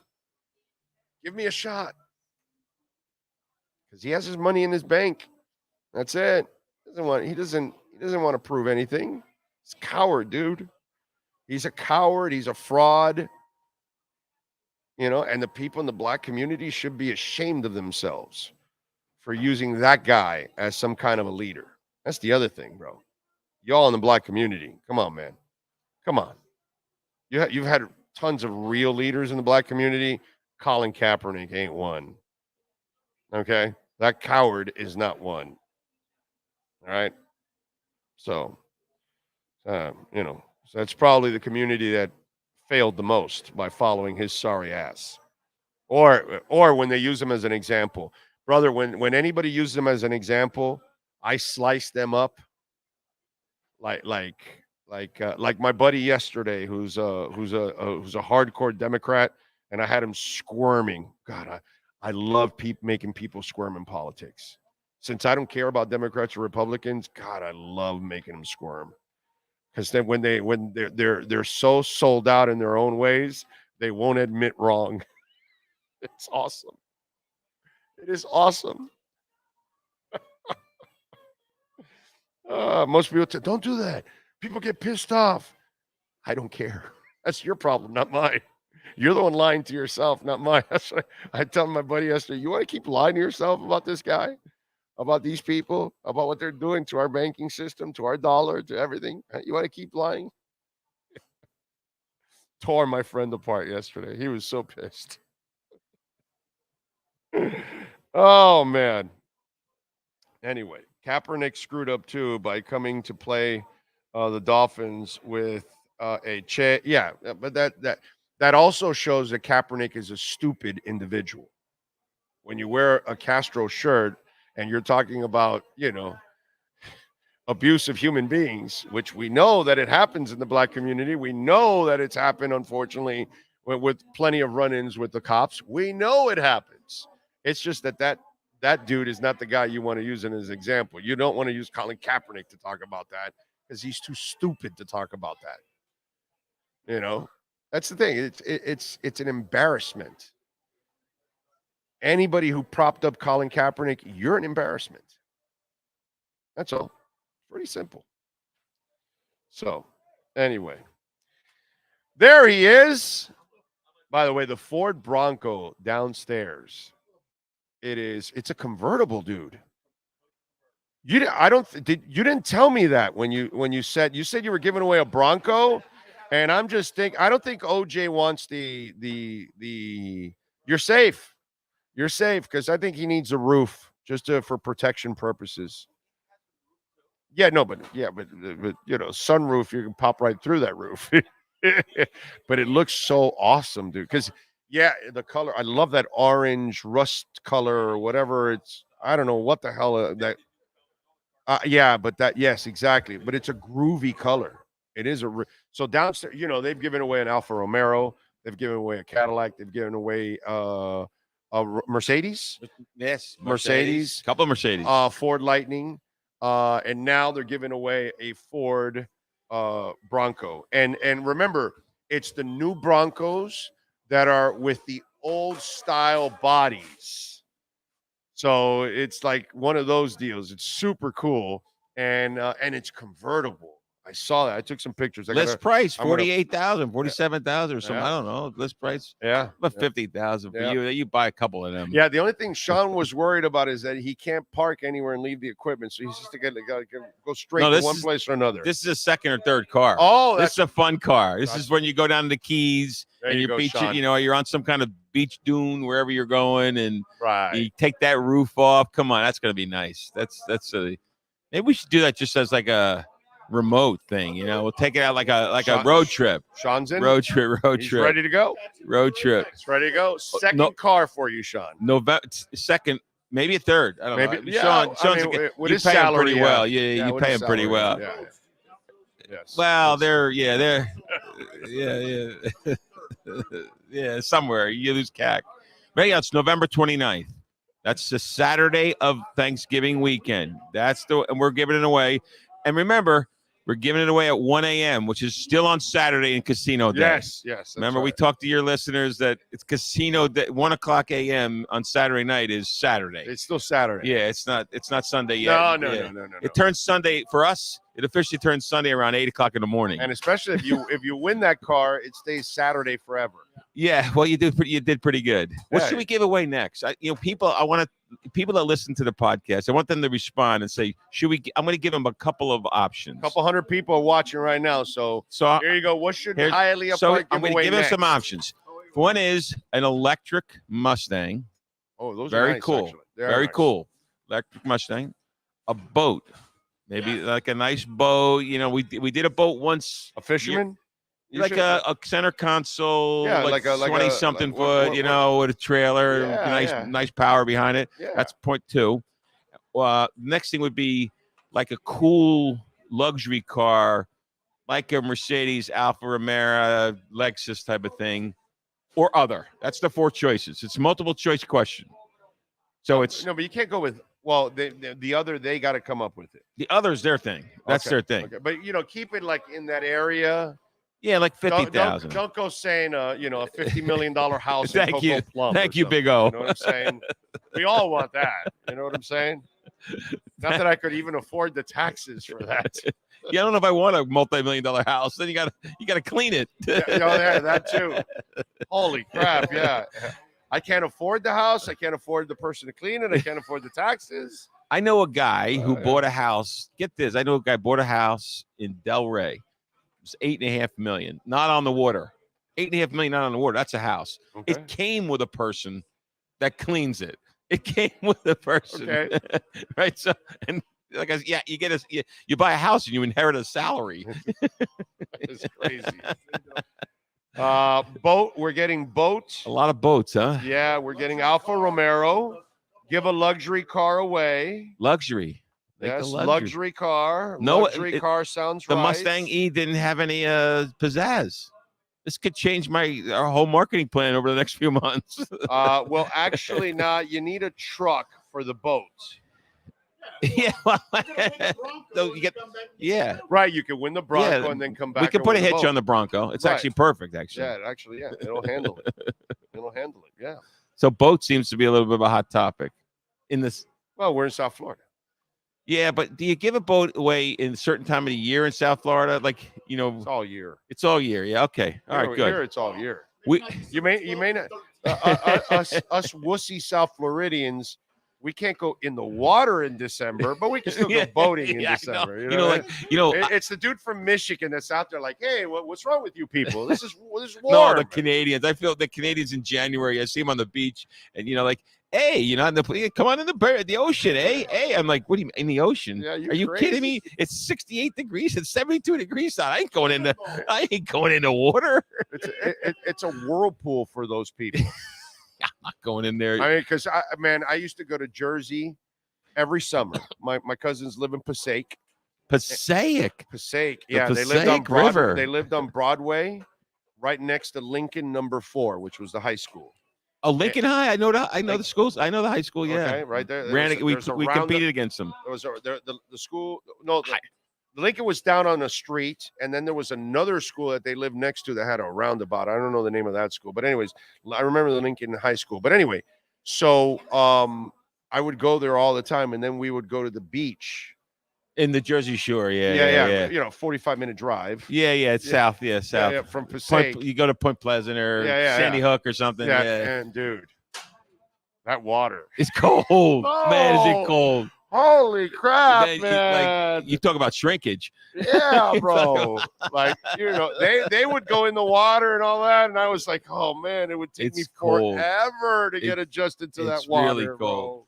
It's really cool. It gets a little warmer by September, but May, June, you get hypothermia like in minutes. But it's the height of July and August. It's hot and the water is freezing in Jersey. Cold, bro. Man. Cold. Freezing. Yeah. Bro. It's like, oh my God, I could never. The ocean is brutal. Yeah. I didn't know you had a Jersey connection. Oh, got cousins in Monticello, New York, in Deer Park, Rhode Island, and in Passaic, New Jersey. Passaic, New Jersey. That's way up. That's way up. Yeah. Those are the three areas where I have family members. I did not know that. Yeah, we would go up to Monticello all the time. Yeah. My mom, it was a great way of getting rid of me for a summer. So it was like camp. It was like free camp. It was like camp. So like for 4 summers in a row, I was out there in New York. One of my summers was while Son of Sam was doing his up his there thing in New Yonkers. York. Yeah, man, that's weird. Yeah. So my mom would call all the time, like, "Hey, you guys all right? Yeah, Mom, don't worry about it. He's killing. Yeah, he's killing in Yonkers. It's not in Jersey. Don't worry about it." Get this. So my wife grew up just a little north of Yonkers, in Portchester, just north of Yonkers, right? And she was the she was the actual demographic of the Son of Sam killer in that time. Yeah, I mean, literally, that's she. Every time they see like some television show or something, she goes, "Oh, that was a horrible time." Yeah, bro. We didn't want to go out of the house. New York was that they were paralyzed. Yeah, man, that was bad. It was like a thing. And he was a postman. Yeah, and he got busted because of a parking ticket. It's like Al Capone. He did all kinds of shit, and you only got him for taxes. Yeah, man. Wow. Yeah, but the son of Sam was a bad dude. He was a horrible person. Man. Horrible. Yeah. But a horrible time, Yeah. But because I think it was 76, 7, 8, and 9. 6, 7, 8, and 9. I think. Yeah. Those are the summers I spent in New York. Yeah. So New that was me. I was in college. I believe Son of Sam was 77 or 78, maybe. I think it was 77, 78. Yeah, I'm almost sure it was 78. I think, but that was the years I was in college, right? And in the summer, we would go and work at the bars because the drinking age was 18. Okay. The drinking age was 18. So we'd go work. We were all 18, 19 years old, and we'd work at the Jersey Shore in the bar, in the clubs. They call them clubs here in Miami, but, they're just bars where a bunch of guys, bunch of girls, and, you know what happens, yeah. right? So I don't need to fill in the rest of the blanks, but and we had a blast. I mean, mean, all I've ever heard of the Jersey Shore was that it was the bomb. It was the bomb back in the day. Those 4 years, those 4 summers, being a bartender, we'd work every day. Like the owner of the bars would say, "Well, what do you want to work? We want to work every day." Right, of course. Because first of all, it was fun. Right. It was social. You're going to meet women. You're going to meet women, right? Bartenders. And you're going to make money. Yeah. And you're going to make money. And then during the day, we were, laying on the beach and jumping in the cold water. The active bartenders are the guys that are getting a lot of action. It was good. Well, the band got the first group. The band always got the first pick. Especially the singer. Yeah, we all know. We all know. We were just getting what the band groupies didn't want to have. By the way, a Mercedes G-Wagon they're talking about. G-Wagon. What is that? I have no idea. This guy is Tony Zagg's guy is a high-end guy here, right here. Mercedes G-Wagon. Yeah. Wow. I never even heard of that damn thing. Yeah. I this is the perfect timing here. The Jersey guy has just put in a couple of picks. Oh, nice. Do we want to check him out? Now he's, I called him earlier. And I just sent him a text message. I said, dude, you didn't send me your picks, but now he sent me way too many. It's confusing the hell out of me. Okay. Oh, listen to this. All right. Well, that's not really that difficult to do. By the way. That's pretty good. So the Jersey guy's pissed off at me. Because it was September 20th.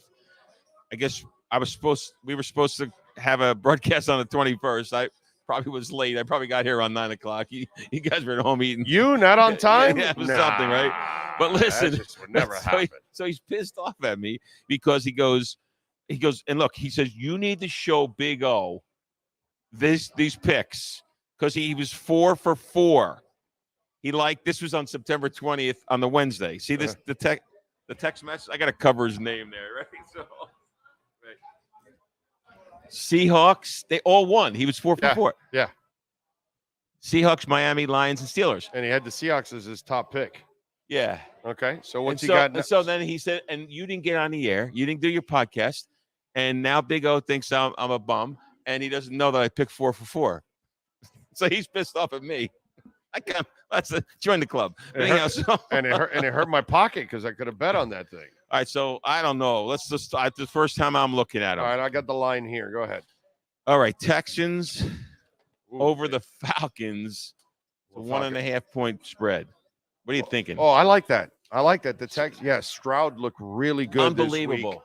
This week. I mean, maybe too good. I can't believe he's that good. But I was a fan of his coming out. So I can tell you, he has looked really good in the last few weeks. I thought he got, and we talked about it in the draft, that I thought his criticism was just ridiculous. The people that were criticizing him, and you got to give the kid a chance, but he looked really good. I would give the 1.5. I would take that right away before it goes up. Right. So that's he likes to take. The second one I like a lot. Now I don't know if you like it, but Chiefs over the Vikings, they're giving 3.5 points. Chiefs, the Vikings suck. I mean, come on, they're not there. No, they're not. They've lost a lot of people too. That's why they're not. They're not a good team right now. Yeah, I would. I like that one. Right. I like that one. Ravens over the Steelers. Steelers are in trouble. Like there's some problem in Steeltown right now. I mean, I don't know. Matt Canada's got a burner account, and he's he opened up a fake Twitter account with his business email from the team. Okay. So somehow they found out about it. I wonder how. Pittsburgh's got a lot of cleaning up to do. A lot of cleaning up. There's a great coach. There's a good organization. The Rooneys are a great family. And Pickett's still young, so maybe gotta give him some. But what's the spread there? 4.5. So the Ravens have to give 4.5. I think the Ravens are going to kill the Pittsburgh. Only thing is, it's a rivalry. Only thing is, it's in Pittsburgh. And it's a rivalry, a little bit of a rivalry game. I actually would stay away from that game. So he doesn't like that one. Big O doesn't like that. No, I don't like that game. I don't know why. Normally the Jersey that's guy. The other thing. When you count Tomlin out, he surprises you and almost gets into the playoffs with some guy he's been around for 20 years. Some guy named Duck as his quarterback a couple of years ago. I mean, Jesus Christ, he almost made the playoffs with that guy. See, I think the Jersey guy is. I'm a little scared of that one because if the Steelers also stop the run, then I'm not sure that Lamar is going to really light you up with his arm. Unless he's lucky that day, and that day he's happening to be hitting on. He'll run one in though. He'll run one in. Yeah, I know. Yeah, but that's what I'm saying. If they shut the run down and keep it close, they ain't gonna shut his run down. Yeah, they might shut the running back running game down, but they're not gonna shut. Lamar runs. No, it's not out of survival. He runs out of survival. He has to. Yes. So I would stay away from that one. All right. So now I don't know what the Jersey guy. So he's all pissed off at me, right? He yells at me now because I screwed up those 4 picks. So now he's giving me like 7 picks here. The Pats, this one, I think he's lost his mind, but the Pats over the Saints. Oh, it's 1 point. Yeah, +1 for the Pats. I mean, that's Oh, they have a backup quarterback. That's right. Yeah, and you're playing in New England. Yeah, I like that.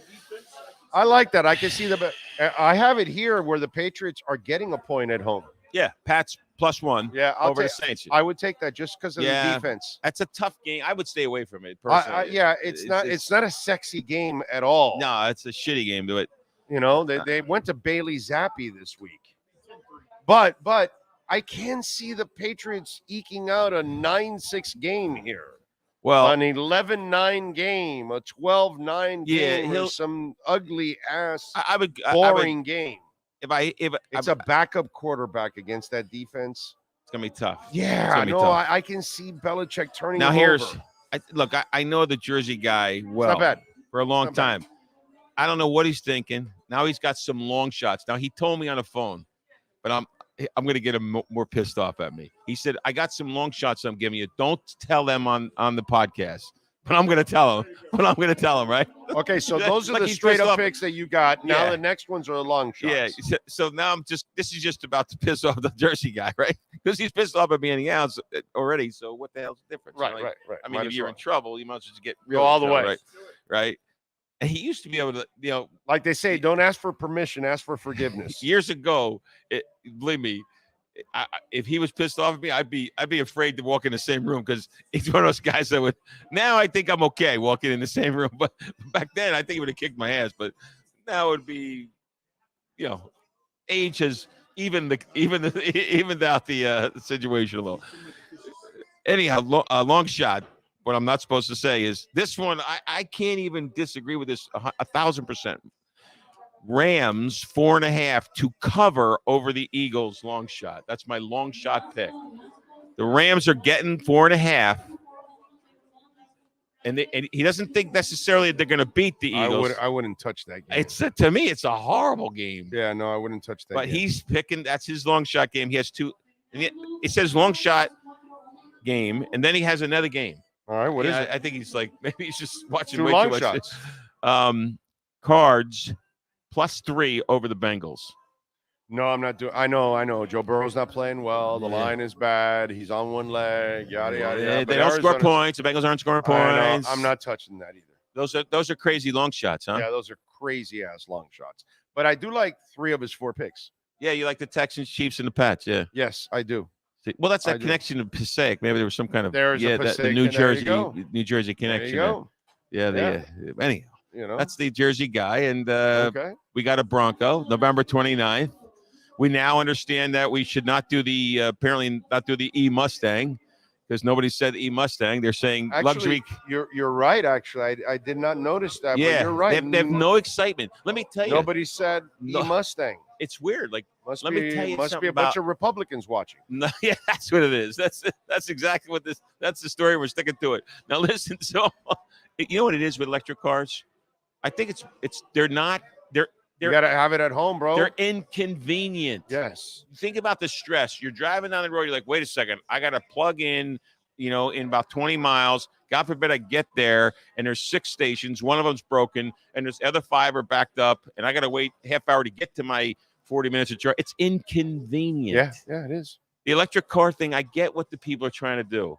We're not there yet. That's why we're not even close. The problem is that you have to build the infrastructure before anything else. So all of these truck stops all over the United States, they all have to have electric places to charge. But they're going to need. And then you also have to have your own at home. Yeah, absolutely. And you also have to get to the point where the car is 300, 400, 500 miles of charge. At least 500. At least 500. I mean, 300 is pretty good too, because from now to Orlando, you got to have several stops. Yeah, you got to stop. You go to Disney World, you got to stop in the middle for an hour. You got to go to pee or whatever, or, you got to eat or whatever. So every 300 miles, you can go eat and pee and have your car charged. But it takes. It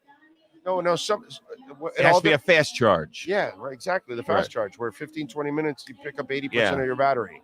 And that's happening already. It's happening. It's just the infrastructure stuff. The next 10 years, it's not about electric cars. It's about hybrids, right? Because we're not there yet, right? And they're not going to make this infrastructure happen over in the next 2 years. It's going to take 5-10 years to have the infrastructure in most of the country. My daughter's about to get a hybrid now. Hybrids to move, so at least you can throw some fuel in there. Listen, fossil fuel's not that bad. Okay, it's really not that bad. We have no choice. Look. We have no choice. You can't force an infrastructure that isn't there yet. Exactly. And by the way, most people can't afford electric cars. They're also too damn expensive. Yeah. So you haven't. It's like when we're old enough. The Beta player came out, and then the VHS. Brother, if you bought a Beta or VHS player in those days, you were rich. Yeah, man. Because it was like $1,000, and in those days, 1,000 is like 6,000 right now. You were paying $6,000 for a VHS player, and it was like this size. So as technology goes, right, everything gets smaller and cheaper. And so until we get to the point that cars are cheaper, because the batteries are easier to make and they last longer and all that kind of crap. That's the other thing that, all these cars, you're going to have to change the battery in 10 years, and that thing costs you $10,000, $15,000, $20,000. $10,000, $15,000. Who's going to do that? Exactly. Who's going to be able to do it? So it's got to get to a point where it's affordable for people. So that's why you're right. The hybrid stuff is what's really going to grow more. And then eventually you'll get to being electric. But you're not going to be able to build it because of the infrastructure, unfortunately. They got to make electric so it's better than fuel, gas fuel, right? When it's better, then there'll be a or you just use electric for your home, your work, and you never have to worry. Now, if you got to go on a trip, rent a car. And that's it. But I don't know. Most people aren't going to do that. I kind of do that most of the time. Unless I'm going to Disney World. But if I'm going far, I'm not going in my car. I'm not putting all those miles in time wear and tear. I rent a car. Dude. How many miles a year you drive your car? Easily 25,000. Yeah, I haven't been under 30,000 in the last 5 years. But you live far, dude. Well, I live in a lot of places too. No, but you live far here. Here. You have a drive. Yeah, but Fort Lauderdale, it's every day. Every day it's 75 miles, right? Yeah. My marketing guy. Oh, he wants to come over at 5:30. Mike Golden wants to come. Why? He heard some news. I don't know.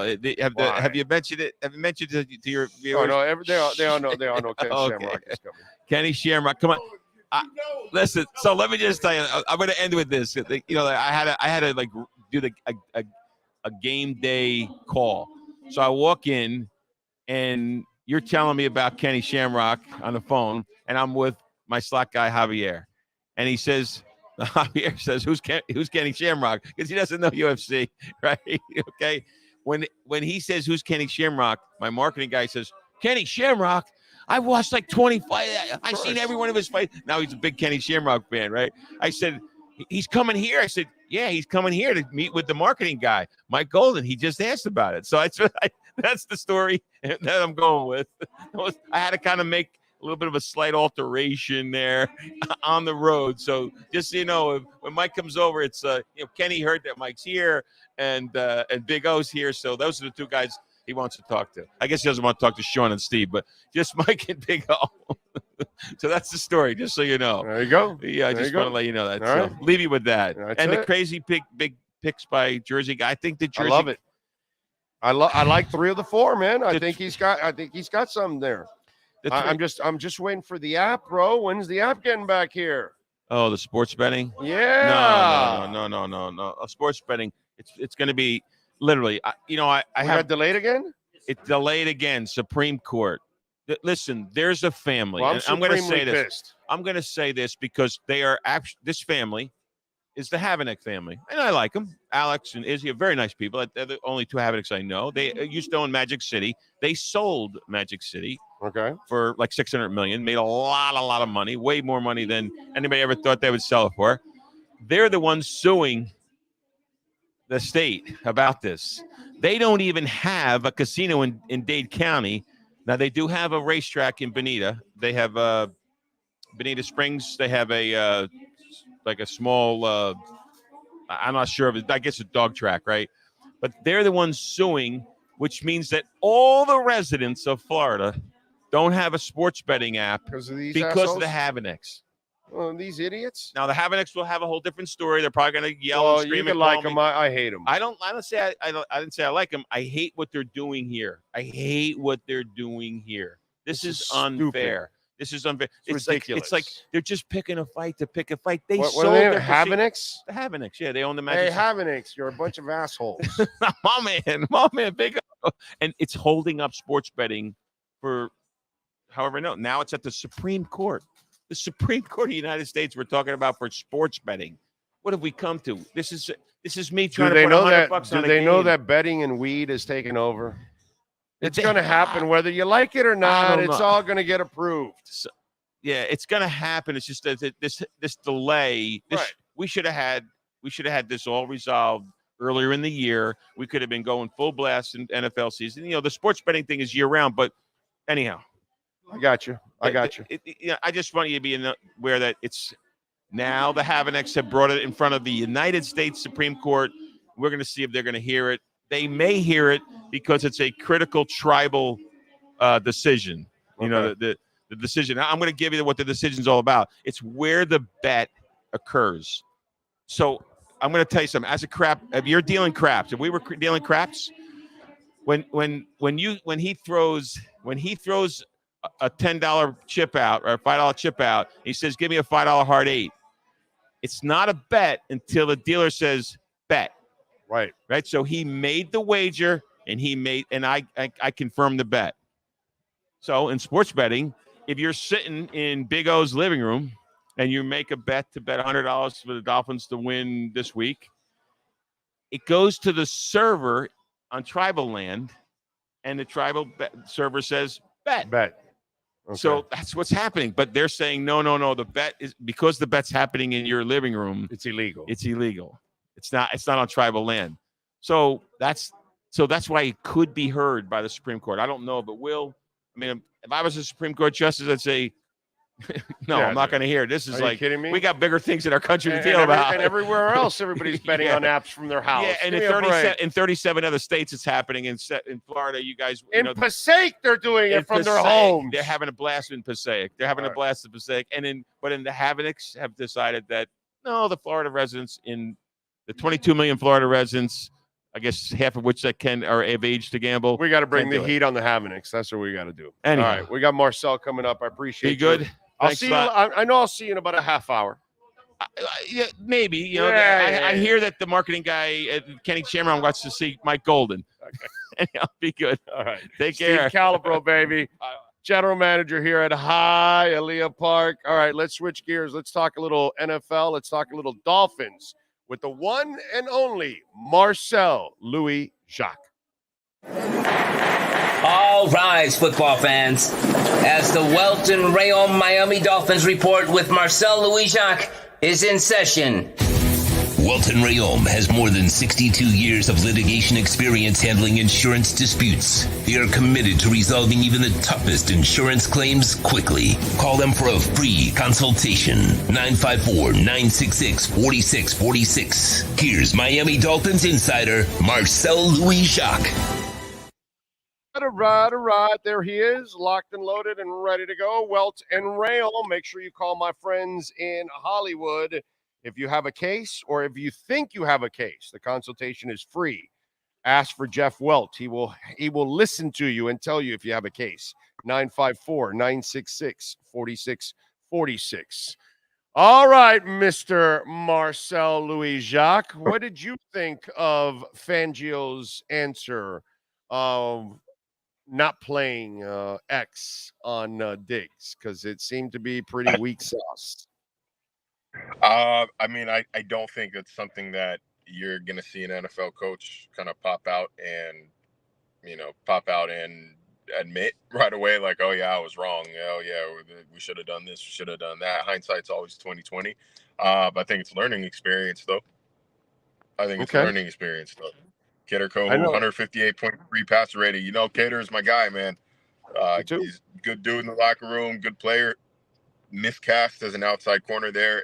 Definitely should not be left on an island against a top 5 wide receiver in the NFL right now. At the very least, probably could have been. But Marcel, the way he kind of answered it, it was like, well, you can second guess it. Yeah, I guess. No, there's no guess, bro. You were wrong. You were dead wrong. You have to live and die with your best corner. There's no guess. There was no adjustment. And so that's, to me, is it a learning experience? That's the part I don't know, because, you know, one of the things that I brought up was Josh Gaddis. And last year, they fired Josh Gaddis, and he won the Broyles Award for the best offensive coordinator in college football with Michigan. Okay, he comes to Miami, and he wants to run the Michigan offense, but, dude, you have a spread offense with a spread quarterback. And it was a disaster for several weeks until towards the end of the season, when he started to add elements of spread and Van Dyke's play improved. So he finally made the adjustment. And to me, this is my problem. And I know that you guys were having this conversation in the media room today. All coaches, when they take over offense, defense, you're going to inherit a bunch of people that don't fit. Well, you can't force the square peg in the round holes. You have to adjust your scheme to fit what you currently have at the moment, until you can get your players in, and then you can go full board with your scheme. It doesn't seem like that's the case with Fangio. It seems like it's square pegs in round holes instead of him adjusting to what he has, because guys like his middle linebackers, they're not thumpers, and you're playing them that way. That's going to be a problem. Yeah, it is going to be a problem, and there's going to be kind of a learning curve in year one, but we knew that. And he's more or less been telling us that for the past 4 or 5 months, saying things that, we need got some players in some spots. We're going to have to find some in some other spots. He wasn't being coy. I think he was being pretty honest with us. But again, the unwillingness to kind of like shift on the fly, like shift in real time. Oh, he froze? Because he's moving here. It was a bit of a concern. No, it's moving. Okay. I don't know. Now you're going to have to repeat that whole thing. Go ahead now. I said he's been basically telling us for the past 3, 4, 5 months that they need to find some guys at some of these positions. Like, he wasn't all sold, all in, full steam ahead on this defense as assembled. So, like, we know that it was going to be a learning curve. We knew it was going to be, going to take some time to acclimate. Not to mention, man, like, Buffalo's good offense. It's a really good team. It's a quarterback that lights Miami up. Doesn't matter who the defensive coordinator is. Like, this has been, he lit up Flo. He lit up Boyer. He lit up Fangio. Like, it happens. Like, I don't think the sky is falling here. I think that they've changed a little bit without Jalen Ramsey. I think, it's not like he's going to stop the run or he's going to single-handedly make them a top 4 defense in the league right now. But considering the personnel, they need to be a lot better than this, no matter who is on injured reserve and who is healthy. Yeah, That's the part that's kind of iffy when you look at what's going on. All right, so where do you go from here when you talk about this defense and playing against the run? What do you do with Bradley Chubb? Are you using more AVG? How are you handling all of this? That is why Vic Fangio is making $6 million and I am not. that is not a question that I know how to answer fully right now. I think you kind of you have to let guys acclimate. You have to let guys just kind of get comfortable within the scheme. But it's also up to them. Bradley Chubb's got to win his one-on-one matchups. They can't be relying on Jalen Phillips to be on the field. Christian Wilkins has to win his one-on-one matchups. They have to be able to wrap up. I know Josh Allen is very hard to tackle, but you have to be able to wrap up and finish off a play. If you're Jerome Baker, you're David Long. Long has looked a little bit better. Baker, at times, it feels like he's thinking instead of playing. And that just goes with time in the system. There's one thing to learn it in OTAs and in training camp when you're playing against yourself. It's a whole nother thing when an offense is game planning for the things that they're expecting from you and they're throwing different looks at you. So it is simply going to take some time. I know everybody kind of expected a revamped unit just like that, but it's just simply going to take some time. That's all we can say. Deshaun Elliott was clearly a more important piece than I think some people gave him credit for when he was considering he missed that Buffalo game. I thought Brandon Jones did not necessarily play his best game. That long touchdown is going to go against Kader Kohu, but Brandon Jones did not help him out much. Was he ready? Was he ready, Marcel? Because it just didn't. I felt bad for Brandon. It looked like physically he wasn't ready to play football, man. It didn't look like him, dude. You know what I'm saying? No, and we've seen better play from him. So, I'm not really to say, I'm not going to hop on the bandwagon of Brandon Jones can't play. Brandon Jones shouldn't be. No, can't play. No. I mean, physically, he play, but physically, recovered. Yeah, he didn't look recovered, bro. Feels like. I think this is a team, that has erred on the side of caution in recent memory. If they didn't think that he was capable of playing, I don't think that he would have played. You're right. I don't think he would have played. You're right. You're right. They have been super cautious and they've been smart about that. But man, that poor kid, he did not look comfortable, man. I felt bad for him. I really felt bad for him because I can't even pick on the kid. I can pick on Chubb, but I can't even pick on Brandon. I just kind of felt like he was not ready for that moment. Maybe as the weeks go on, he'll get a little bit more comfortable, and then things will round out a little bit because he's a good player, man. He was turning the corner last year before that injury. Your thoughts on how things were handled offensively by the team this past week, and what do they got to do? Because we've seen a couple of these moments now in the first year and 4 games for McDaniel that when he does get stifled, there isn't a counterpunch to it. And I know this has been the popular topic of the popular sentiment in this segment here, but everything is a learning curve. Mike McDaniel is in year 2.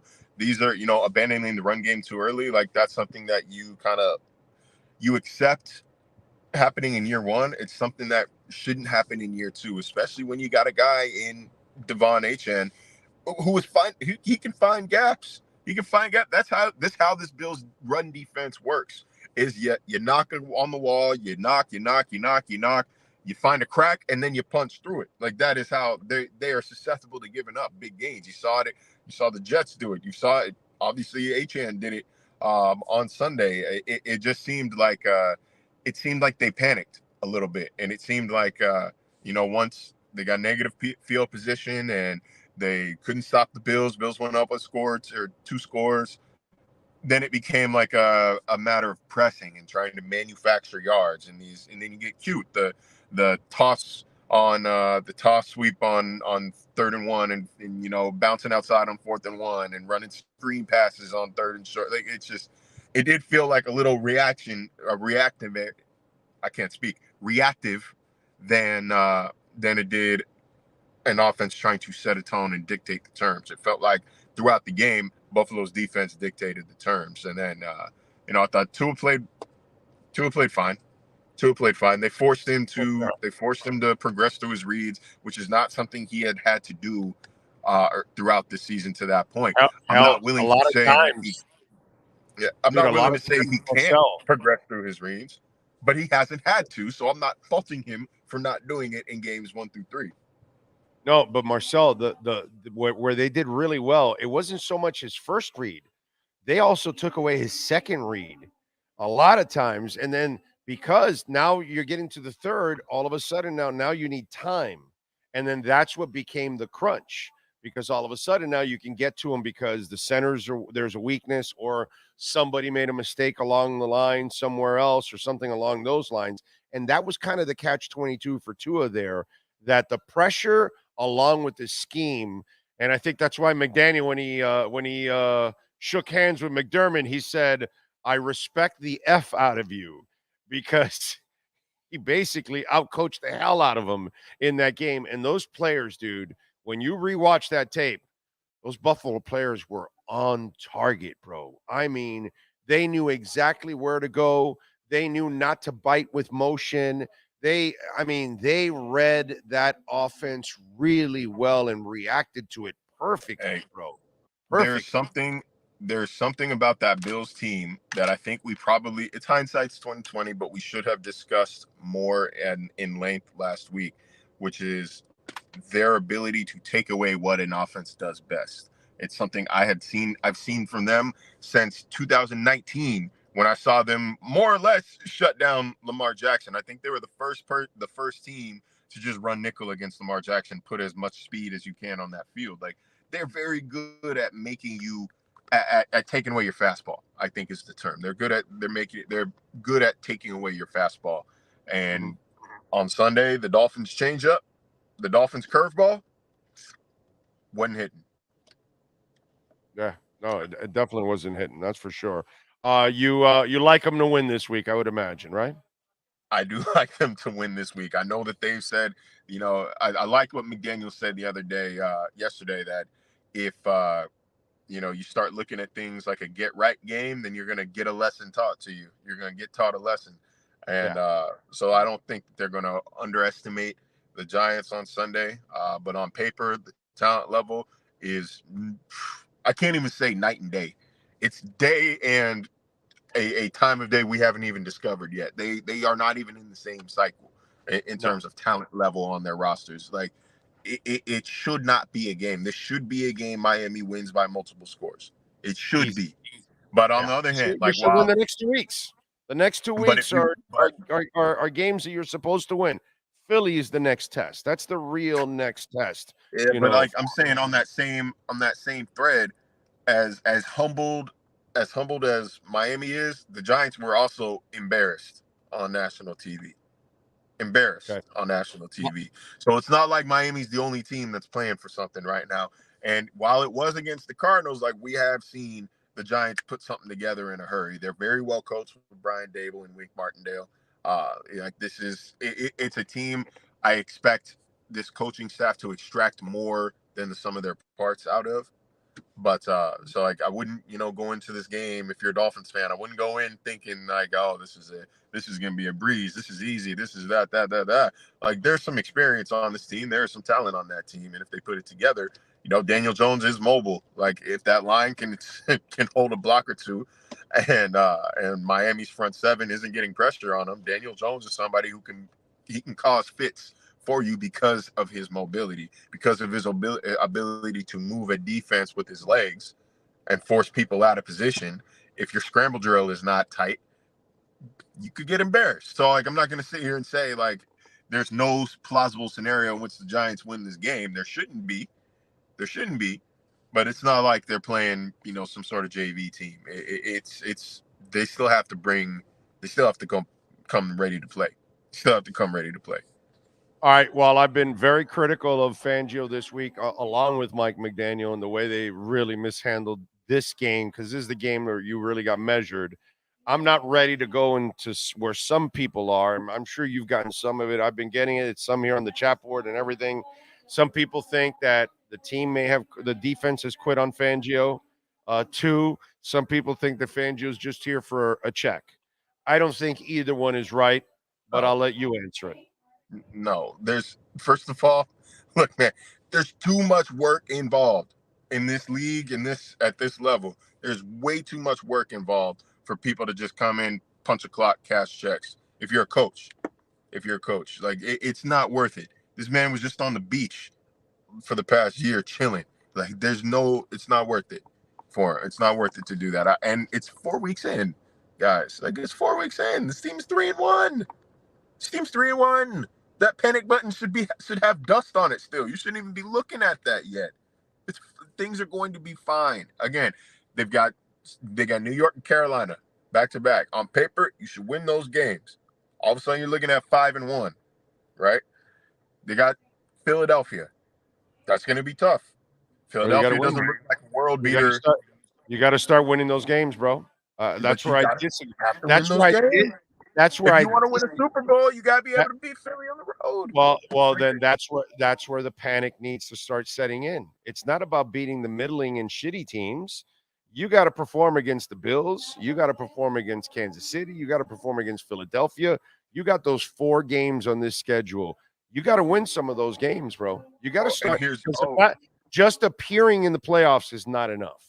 It's just not enough. You got not with the money that they've spent, not with the picks that they've sent out, not with like you have to start with. But the thing is, the beauty of it is, if you're a Dolphins fan, here's the beauty of it.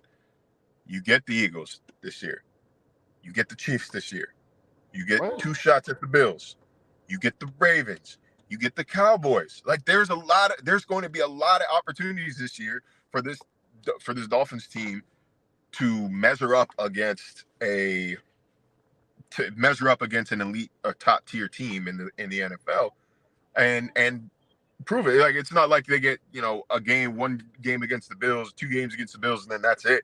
And you don't know what this team can do in prime time. You don't know what this team can do against the heavyweight. Like there's going to be so many opportunities. So by the time the end of the season comes around, we're going to know exactly who the Miami Dolphins are. That's the beauty of it. You're going to know exactly who the Miami Dolphins are. We will. And if they don't start winning those kind of games, it'll be very disappointing. And to me, that's my only concern about this Sunday that just passed.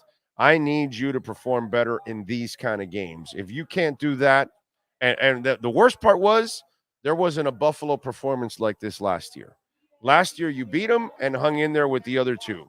And what you did last time, unacceptable, bro. So, all right, you got a prediction? Yeah, I mean, I got Dolphins by 2 scores. I don't want to do points, but I got Dolphins by 2 scores. The line is, I think, 11.5 right now. Right. I'd take the over. I'd take the Dolphins. Beautiful thing. All right, Marcel Louis Jacques, tell them what you got going on ESPN, my brother. Everybody's favorite rookie in South Florida, Devon Achane. Is it time for him to get a bigger role? The numbers say yes. The numbers say yes. So look out for that story on ESPN.com. All right, you got it. Follow him on Twitter at Marcel_LJ. You know who's sitting next to me, Marcel? A guy that could kick your ass and my ass at the same time. Okay? Ken Shamrock. Sitting right next to me now. Okay? He could kick our asses with his arms tied and his legs tied. Okay? That's how bad of an ass this guy is. Okay? So we got a badass coming up here. How about that? What do you think, Marcel? You want to get in the ring with Ken Shamrock? I'm a talker. I'm not really a fighter. I'm not a fighter. There you go. No, thank you. I'm not trained. I'm not trained yet, man. I got to be sculpted. You and I are talkers, not fighters. That's it. I like that. I like that. All right, my brother. You be good out there. We'll talk later. Yes, sir. You got it. Welton Rayom, baby. They're in Hollywood. 954-966-4646. Bankruptcy, condo damage, criminal damage, business owner claims, commercial litigation, personal injury. Call my guys. If you think you've got a case, maybe something happened a couple of months ago, a year ago, 2 years ago, statute of limitations may not have run out. You don't know. You don't know all the laws and all the loopholes. Neither do I. But Welton Rayom does. Call them. The consultation is free. You just tell them, hey, look, this is what happened, and they'll tell you if you got a case. 954-966-4646 for Welt and Rayom. This has been another session of the Welton Rayom Miami Dolphins Report with Marcel Louis-Jacques. At Welton Rayom, they don't get paid unless you win. They handle complex personal injury claims caused by the fault of another in both state and federal courts. They handle auto, trucking, motorcycle slip and fall, and bicycle accidents. Call 954-966-4646. Welton Rayom can help.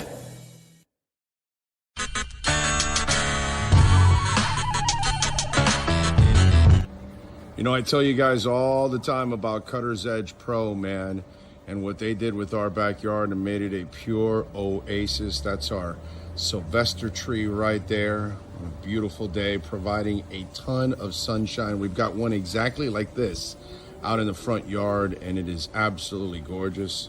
There's Bono hanging around on the artificial turf. What's up, Bono? What's the word, baby? There you go, wagging that little tail. Maiden, there she is. Ziggy. How you doing, Ziggy? There you go. So we got the doggies hanging out. So just want to give you a little, we got some of the trees starting off from this way with the artificial turf. You see, there's Ziggy again, of course. Got it all the way. And look, we got some flowers coming out. That tree now will start to also spring, and it's absolutely beautiful too. So got all that. They can do all kinds of things for you in your backyard to kind of make it an oasis, which is what we've done. And obviously the dogs can play. What's up, Bono? I got him there hanging out. Maiden, there she is. There she is, the one and only. She's mean as a skunk, by the way. Just want you to know. She's awesome with us, but I mean, if you're a stranger, you don't want to meet mated. So as you can see, and then the artificial turf, remember, there's no watering. There's no cutting the grass. It looks fabulous like this the entire time. You know what I'm saying? It's beautiful. Back here in this corner is where we put the barbecue. I wheel it out, cook, then I wheel it back in. See, looks beautiful, doesn't it? Flowers are coming out. It's awesome. And then when I want to play a little golf, there's my putting green down the side, which is a beautiful thing. There's one of the holes all the way to the other side where Bono is at. All lights up. It's really beautiful when it lights up. See, we got the rough. Got several. Got one on that side. Got one over there in the corner. Bono's leaving. Got rough all over the place, man. Just in case, you get the ball trapped in there. That's it. That's another swing. Right, Maiden? So, check it out. CuttersEdgePro.com. Make your home an oasis. Make your business, your HOA complex, condominium, you name it, they got you, bro. They do it all. All right? Then cut your trees down. And the artificial turf, I swear by it. Really easy to maintain, and it looks just absolutely freaking beautiful. Cutter's Edge Pro. Right, Ziggy?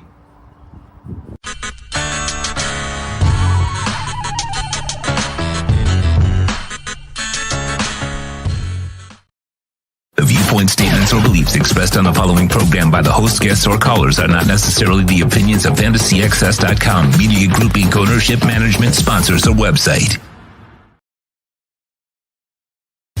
When it comes to South Florida sports teams, very few in the media have witnessed, lived, and covered it like the Big O. Let's start the program dedicated to your favorite South Florida teams with a passion that's unmatched. The Big O Radio Show is on. Here's the Big O. Back here at Hialeah Park. What's that echo there going on? Hold on. There we go. All right. Now we're back, baby. Kenton Shamrock, the Hall of Famer, is kind enough to join us right now. Ken, how you feeling, man? You feeling good?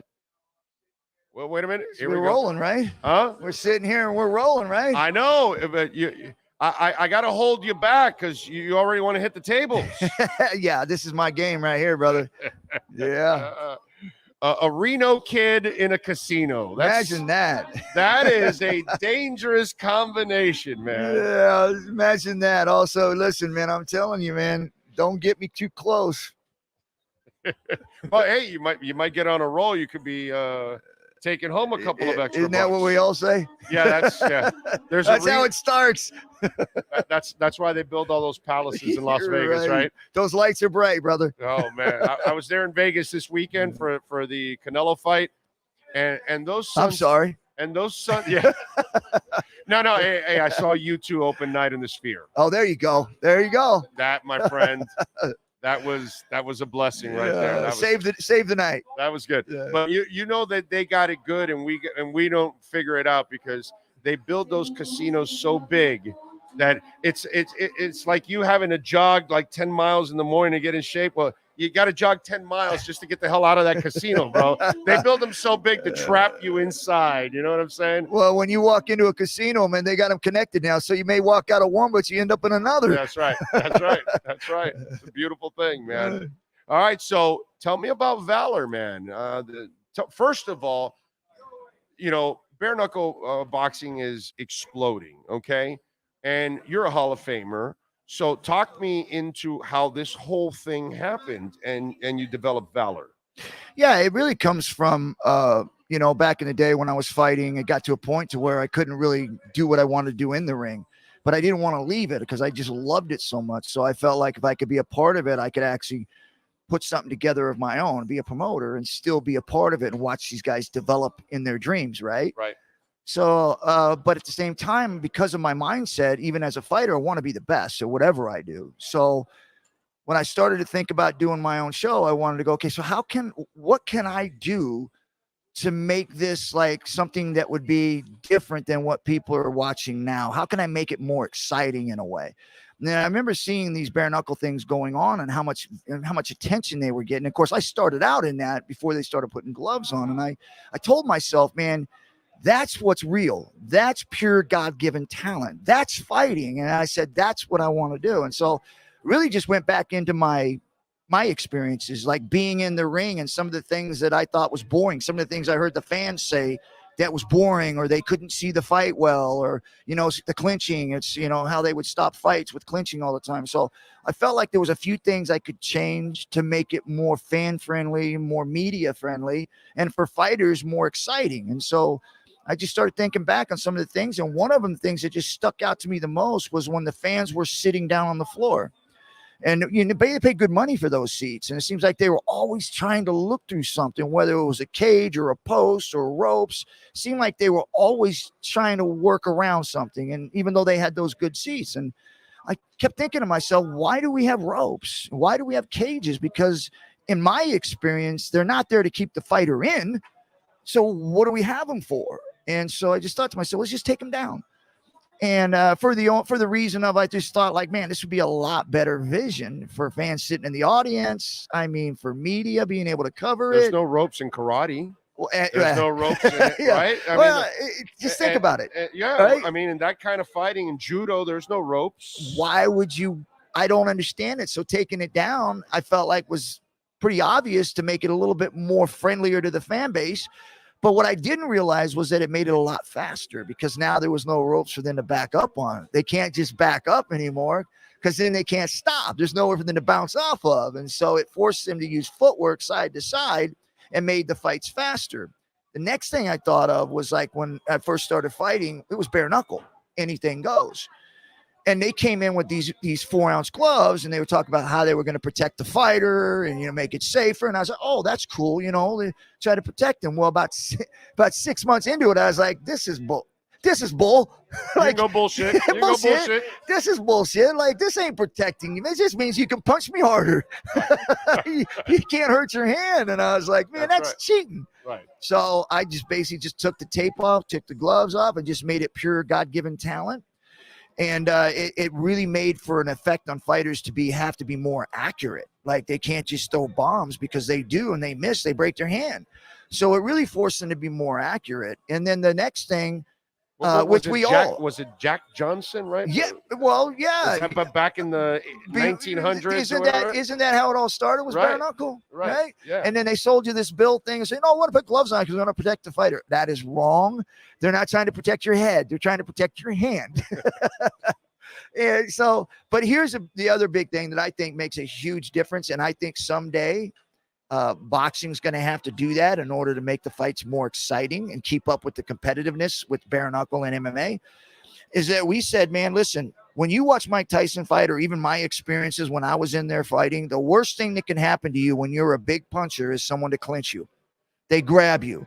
Every time you go to get off, they grab you. Or you throw a 1-2 punch and you grab them so they can't counter. It is boring. It slows a fight down. Yeah. So we're taking that out. We're completely taking that out. It'll take time to get people used to it, so people get penalized. And so, but it'll take time. But once we get that going, it will be fast. We did our first show, man, and it was, I mean, I've seen a lot of fights. It was fast. It was exciting. People had the greatest view. I mean, it was almost like you were like connected to the fight with not having that stuff in front of you. So really, that's basically, how I got involved and why we came up with these kind of visions and concepts. No, that is, I love the idea. Yeah. And it's, you took a great approach. You went from the fans' perspective to try to make the experience better and different. And I think that's a really intelligent way to go about it, Ken. Now, obviously, the next challenge is to get the fighters, to get the characters, because, kind of we need to sell. Right. And in this business, there has to be a level of entertainment. Well, it's entertainment. Because it is. Yes. It is. But you just can't fight and connect. You're going to have to promote, and so that's the next thing. And by the way, you guys are having tryouts in Delray Beach, by the way, the Delray Beach Boxing Club. So if you think you've got what it takes, come on down. It's a bare knuckle fighting. I know. And it's not bare knuckle, it's a tryouts. We're putting gloves. Right. Yeah. It's just tryouts. Right. Right. Yeah. But it's for bare knuckle fighting. Yeah. We'll have gloves on. You can protect your hands, but it's obviously to see your skills. So the tryouts at Delray Beach Boxing Club tomorrow. It's 3 to 4, I believe. No, 4 to 8 p.m. 4 to 8 p.m. See, there it is. I already screwed up, bro. And I'm the one that's supposed to know. I got your back. I got your back. But no one will forget it now, right? Right. So, exactly. 4 to 8 p.m. See, look, hey, we got it tomorrow at Delray Beach Club, 4 to 8, brother. Appreciate the support there, man. and by the way, we are going to have a match coming up with Valor October 27th. Mark the hand of God. No. That one is not happening. No. That one, he had a herniated disc and they had end up having to pull out. Okay. But we got Travis Worf, who was another beast. But you know what the great thing about this Valor is? I remember against LeVar still. Yeah, against LeVar Johnson. He's a big hitter. Both these guys are pretty good, really good. So it'll still be a great fight. Obviously, our heart goes out to Mark because I know that, he's a fighter and he truly wanted to be in there. But unfortunately, those things happen. Mm-hmm. But we do got a great replacement. But here's the thing I want to explain to people is like back in the day when MMA first started out, No Holds Barred first started out. Mm-hmm. When people went to that experience, they saw the cage and it was like this amazing thing that people looked at and go, what's going to happen in there? Well, that's what our bout circle is. It's the same kind of experience. And when the fights happened, there were no big names. People didn't even know who anybody was. Didn't know who I was, didn't know who Hoist was, didn't know who anyone was. But they came for that bare knuckle or that no holds barred experience. That's what they're doing with bare knuckle. It isn't about names right now because those will come. Right. But right now it's about that bare knuckle experience, that combat bare knuckle experience. All right, and when we talk about that, how many bouts are there going to be in that match? We're going to have 12 bouts, and again, I personally, myself, have gone to a lot of these tryouts, and we've handpicked these fighters to match them up, and there's all local except for our main event. Obviously we brought them in. But we wanted to grab from the local area for these different gyms to be able to help promote their gyms, to help promote bare knuckle. But at the same time, there's a lot of rivalries between these gyms and these fighters. Oh, so we want to see if we can't help settle those.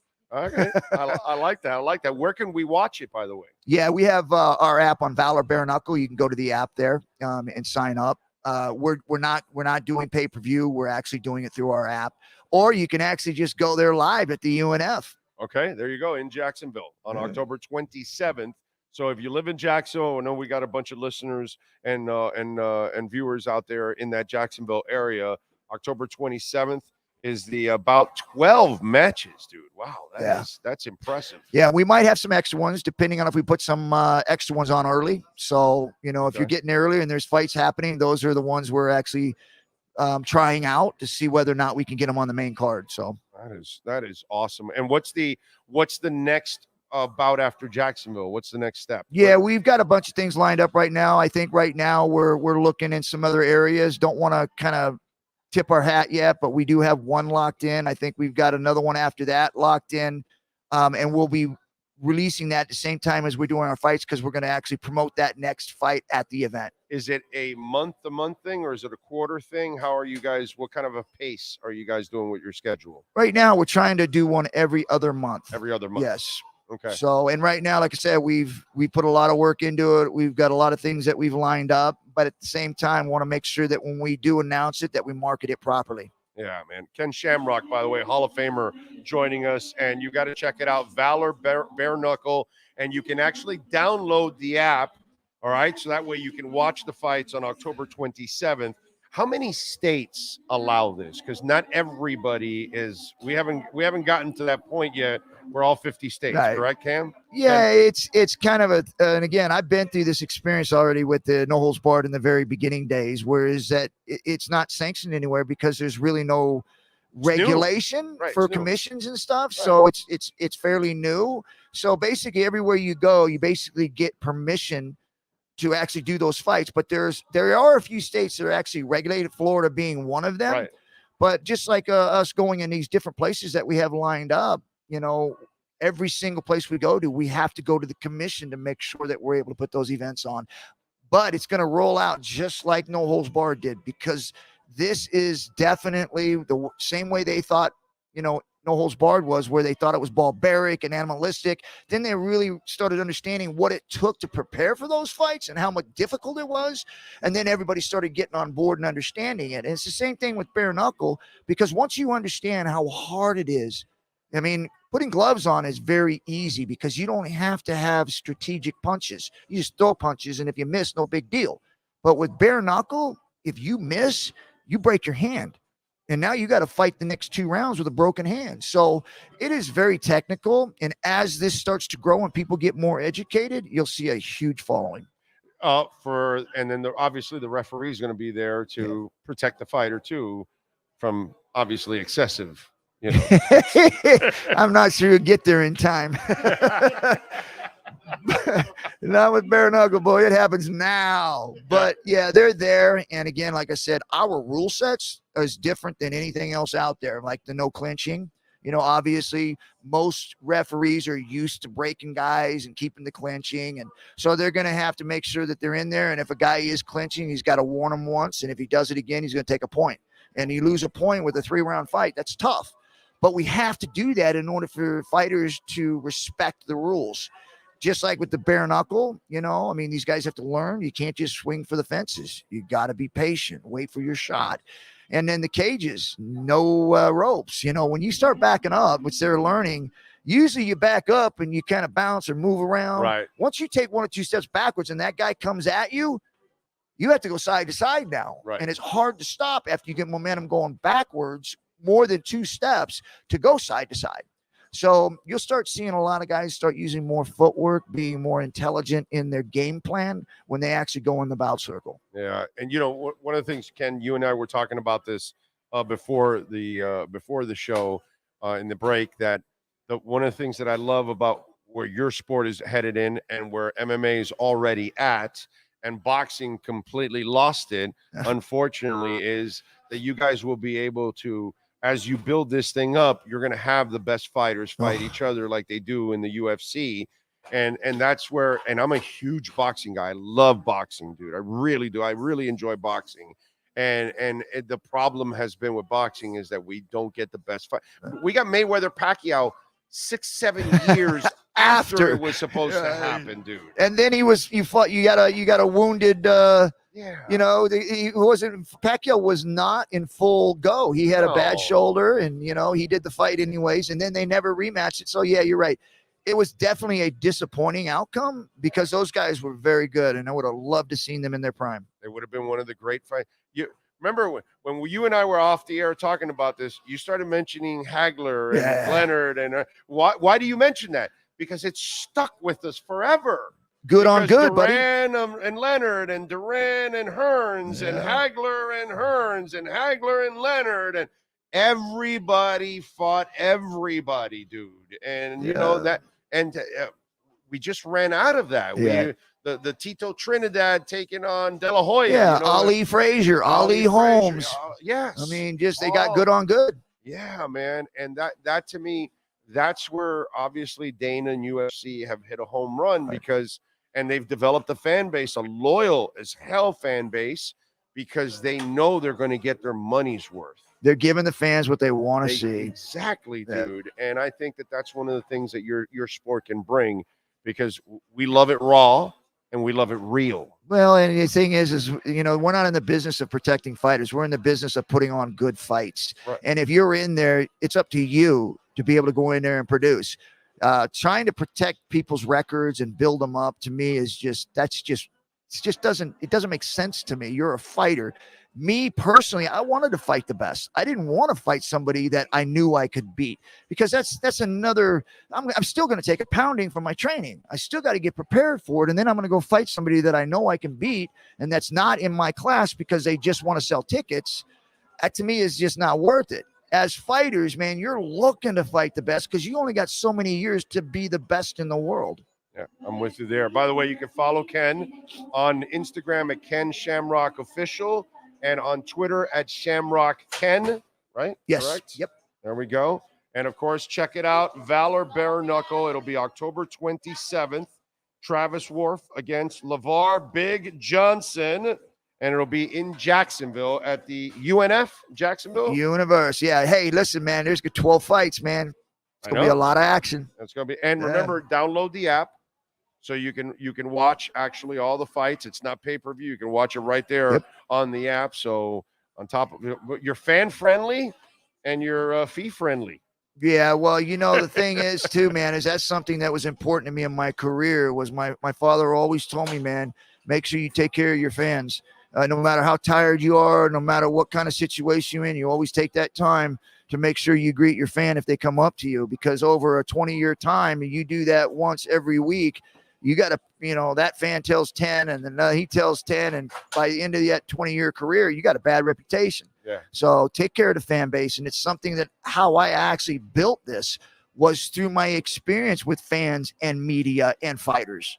Wow. Okay. All right. That's cool. Well, I hope that we can build up our relationship and our platform with you guys. We're here to help. We're an all sports platform, so we're definitely looking forward to that, man. It's going to be a lot of fun, man. Yeah, listen, I appreciate it, man. Thank you. Yeah, it's my pleasure, Ken. Thank you for taking some time and joining us here today, man, to talk a little bit about Valor, and I wish you the best, my brother. And we are here to support you in any way possible. I appreciate it. To the fans out there, man, we see you guys at UNF October 27th. Be there. And download the app for Valor. There you go. All right.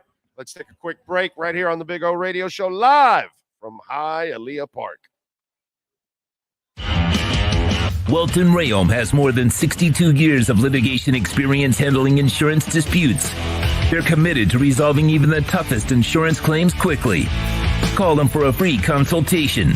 954-966-4646. At Welton Rayom, they don't get paid unless you win. Property damage claims to your home, business, or condo as a result of a hurricane. Welton Rayom can help. Water, mold, fire, smoke damage, Welton Rayom can help. Call 954-966-4646.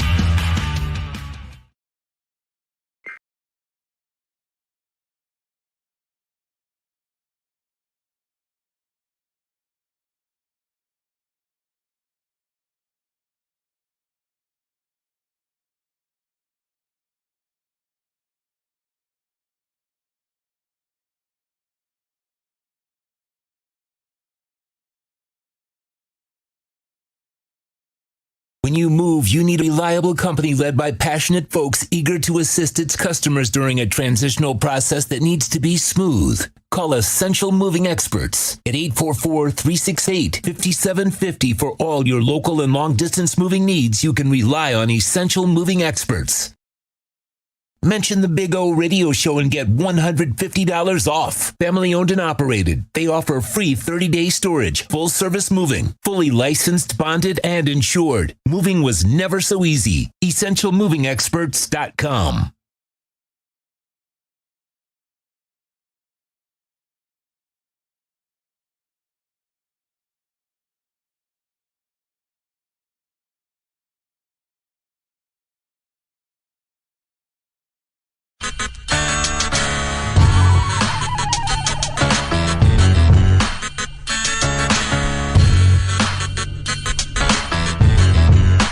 This is the Big O Show. This is the Big O Show. This is the Big O Show.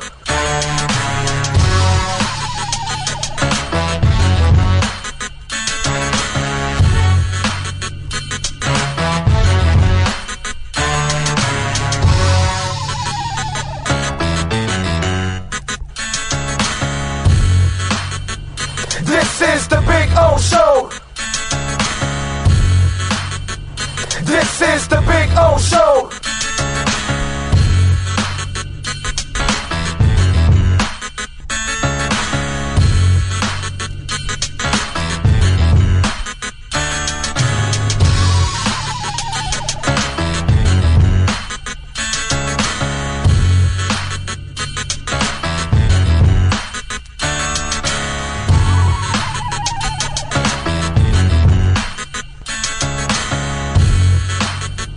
This is the Big O Show.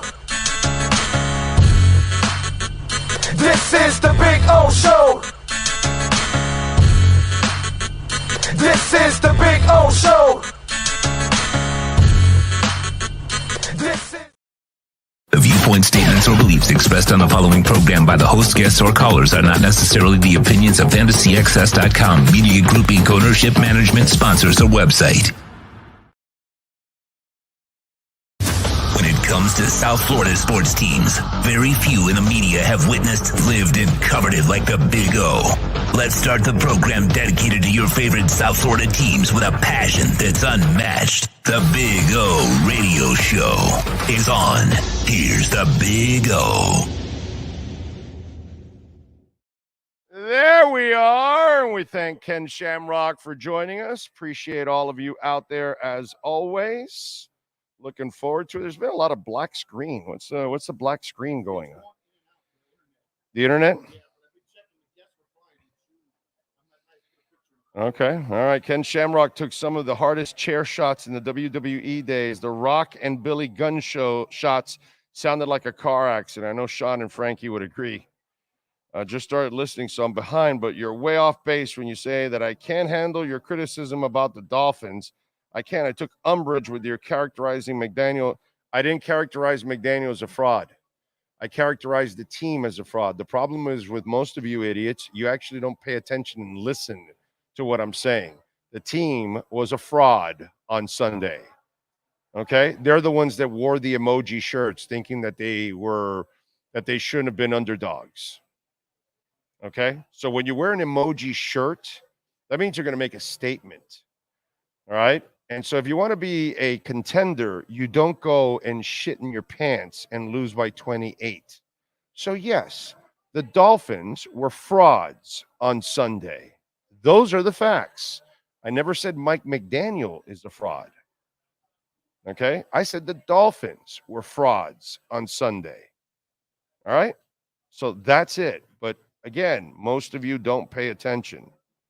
So there you go.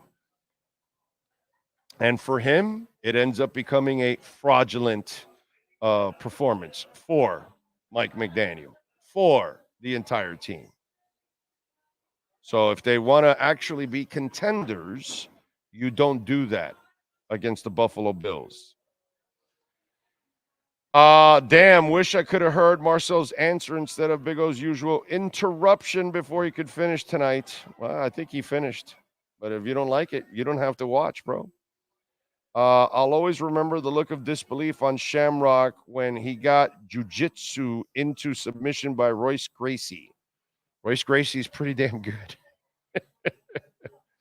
Hopefully, when Phillips and Ramsey return, this D will take shape and play up to their capabilities. Anyway. Let's see. Buffalo's a well-rounded team. We just found out our match, and the best team won. Nah, they didn't play like that in any of the 3 games last year. So I give the coaches a lot of criticism for what happened on Sunday. The pre-snap penalties continued in big moments for Mike McDaniel. Liam Eichenberg can't play, can't win a challenge. You abandoned the running game. Your defensive coordinator left Cater Kohu out there, hung out to dry, covering Diggs all day when you have X on the other side. There's a lot of things that happened in that game that were unacceptable.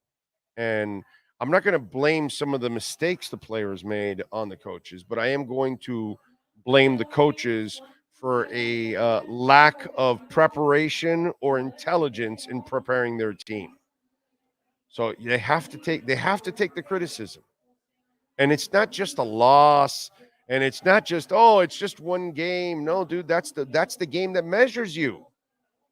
That's the one. That's the team you got to beat in order to advance in the playoffs. It's the Bills, and they're the ones that own you. You've lost 12 out of 14 since McDermott took over. You got to do something about that matchup. And losing by 28 points, doesn't fly. You got 13 games and a postseason to fix this. So let's go. And we'll find out about them in a couple of weeks against Philadelphia. We'll see if they can perform better against a team like that. Hopefully they can get a win and take a positive step forward to trying to be an elite team. But if you want to keep being the same team you've been for 30 years, the team that wins 7, 8, 9, sometimes 10 and sneaks into the playoffs just to get spanked, then go ahead. Because that's what happens when you go to Buffalo and lose by 28. That's the kind of team you are. So if you guys don't want to criticize them, that's fine by me. But I'm gonna give them the criticism that they deserve. Mateo DeLuyo on the super chat says there has to be someone on the practice squad that gives a better effort than Jerome Baker. It's our biggest problem. He is non-existent play. See, here's the problem. Jerome Baker, don't criticize him for that. He is not going out there and mailing it in. Jerome Baker is trying.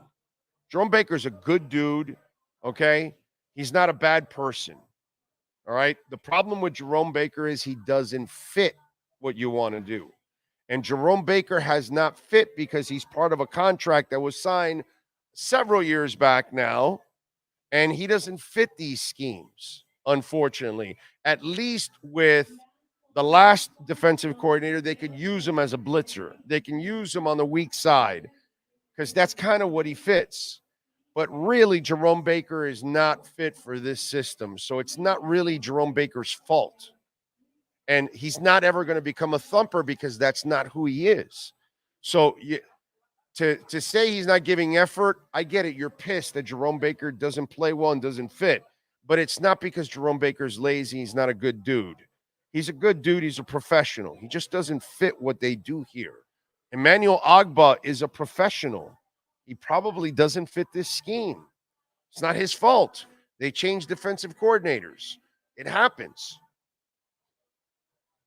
You know, what can you do? That happens. Changes happen in businesses, and when that happens, they have to make changes. Andrew is in. Thank you. He says, Big O, where do I get a wallet for crypto? Online, sir.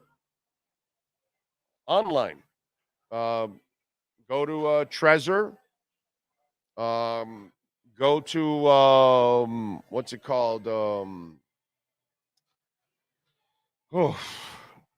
Trezor.io, I think it is, if I'm correct. Ledger is another one that you can get. Let me see. What other one that you can get that I'm blanking now, but you could. Those are a couple of the ones that you can go out and get. God, what's the one that I just got recently? Man, can't believe I'm forgetting this shit now.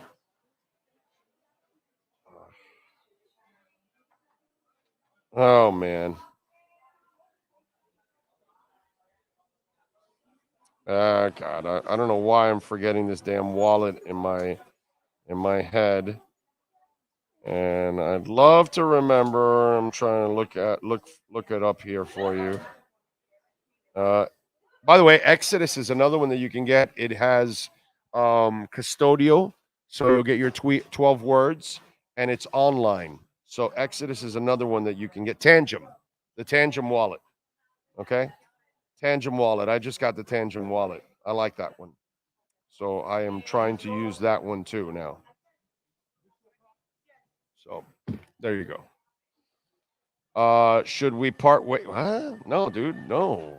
Fangio has to figure it out, bro. He'll figure it out. He's a smart guy. He's been a hell of a coordinator throughout his career. He's done a shitty job at first month, but let's give him some time. But I'm going to point out that he's done a shitty job. Okay? And I'm going to point out that he didn't adjust this week, and he deserves criticism for that. But there's no quitting on McDaniel. There's no quitting on Fangio. There's no quitting on the team. No nothing. They just deserve a crap ton of heat for playing like crap this week, for choking like a dog, for looking like absolute frauds. You want to be contenders and you go to Buffalo and you play like that? No, dude, that's fraudulent. No way. All right, let's go with a little music history. You guys got any questions? By the way, you can make a donation through Cash App or Venmo at Cash Big O Show. That is Cash Big O Show, Cash App or Venmo. Let's go with music history first and foremost. On October 4th in 1970, Janis Joplin was discovered dead in her Hollywood Landmark hotel. It is, no, it's October 5th. Why am I reading 4th? Hold on a second. Yeah, that was yesterday, dude. That was yesterday. I don't know why that one is. Oh, there we go. Now I got it right. Here we go. I should have erased it. Here we go. 1970 on this date. Led Zeppelin released her iconic album, Led Zeppelin Tree, featuring songs like That's the Way, Celebration Day, and Immigrant Song. I come from the land of the ice and snow. In 1989, a Motley Crue played a warm-up gig for their upcoming Dr. Feelgood tour at Hollywood's Whiskey A Go-Go. They performed under the pseudonym The Foreskins. The show was used for the filming of the video Kickstart My Heart. In 91, Guns N' Roses entered the album charts with not one, but two. Under the Illusion 2 and grabbed the number one spot with Under the Illusion 1, charting second. In 2012, REM guitarist Peter Buck released his self-titled debut solo album. In 99 on this date, 16 years after they broke up, Roger Daltrey announced The Who would be reuniting to perform a concert in Las Vegas. How about that? Speaking of music, by the way, Friday, you can see comedian Matt Rife at the Hard Rock Live. Also Friday, the Outlaw Music Festival in the West Palm Beach Amphitheater. Willie Nelson, Government Mule, and others. Saturday, Ken Jeong is at the Hard Rock Live. Sunday, I will be there with the wife and the daughter. I'll be in the on the floor for Morrissey. So if you're going to the Hard Rock and you're going to be on the in the pit on the floor, give us a shout out. We'll be there. Next Thursday, a week from today, Depeche Mode at the Kaseya Center. And this weekend is the Power Trip Festival. Guns N' Roses, AC/DC, Metallica, Iron Maiden, Judas Priest, and Tool. God, I wish I was there. I could not afford to go to that show, but man, that is a hell of a show. All the bands are doing headlining sets. So there's no opening act or anything. Every band that shows up does a headlining set. That's pretty damn cool. It's, where they have Coachella and all that good stuff. All right. So let's go over birthdays today on October 5th. First of all, Travis Kelce. Or should I call him Travis Swift? I don't know. Either way. Kate Winslet, she's 48. Kelce, by the way, is 34.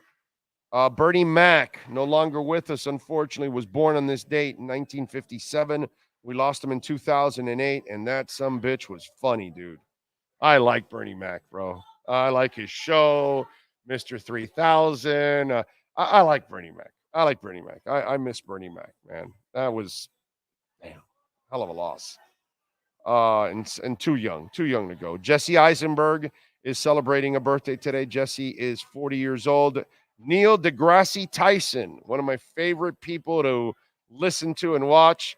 The astrophysicist is 65 years old and incredibly smart. Brian Johnson, lead singer of AC/DC, speaking of the power trip, 76 years old today. Let's see. Scott Weinberg, the actor, is 48. Steve Miller, guitarist, singer, 80 years old, Hall of Famer. I don't know if he's in the Hall of Fame, but he should be in the Hall of Fame. I'll call him Hall of Famer, whether he's in or not, because he is Hall of Fame worthy by miles and miles and miles. Can you check it up for me if Steve Miller is in the Hall of Fame? Is the Steve Miller Band in the Hall of Fame? And Chester A. Arthur, the president, born in 1829 on this date, died in 1886. That's the only other one that is worthy of mention. Those are some of your birthdays today. All right. When sports and business collide, we like doing something called the KSDT Sports Business Report. He is? Well,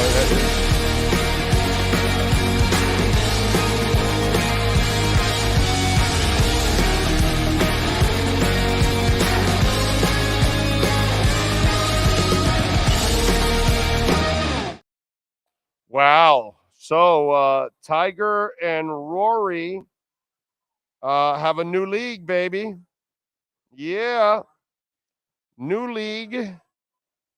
And also a new TV sponsor, too, on top of all of that. I don't know if you guys have heard of this, but Tiger and Rory are kind of working it, man. They have announced a new golf league. Okay. So here you go, folks, for you golfers out there. The Tiger Woods forthcoming golf league, TGL, has made a bunch of announcements this week.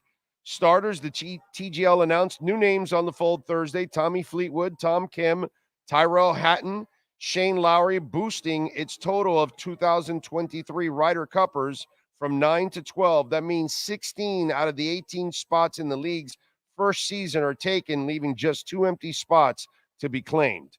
Tiger Woods, Rory, Justin Thomas, John Raham, Xander Schauffele, Ricky Fowler, Justin Rose, Billy Horschel, Colin Morikawa, Max Homa, Matt Fitzpatrick, Adam Scott, Tyrell Hatton, Tommy Fleetwood, Tom Kim, Shane Lowry. The new names and faces are the most recent updated for the league provided on Thursday. That came on the heels of the TV rights agreement with ESPN, which announced a multi-year package with the TGL rights in the United States as part of their announcement. TGL is set to kick off its inaugural season on Tuesday, January 9th, the day after college football's national championship. The first match will be broadcast on ESPN primetime that evening and simulcasted on ESPN+. Many advancements in PGA Tour schedules over the last 5 years have been made to avoid competing with football, the number one sport in America. While the TGL has no interest in changing that, it does have interest in using football to help prop up its launch, using the college football playoff as a launching point in the beginning of the new calendar year should help drum up plenty of interest in this upstart league. Plenty remains to be seen. like if Woods will be healthy enough to be involved or if separate rights deals will be made for coverage outside of the U.S. But as a start, the league will at least be football adjacent. The second match will be in prime time 1 week later on January 16th, the night after ESPN's wild card playoff game. So, interesting. This whole thing with Live Golf and the PGA and that whole mess. And here goes Tiger making his own league. Dude, and if he's healthy enough to just play,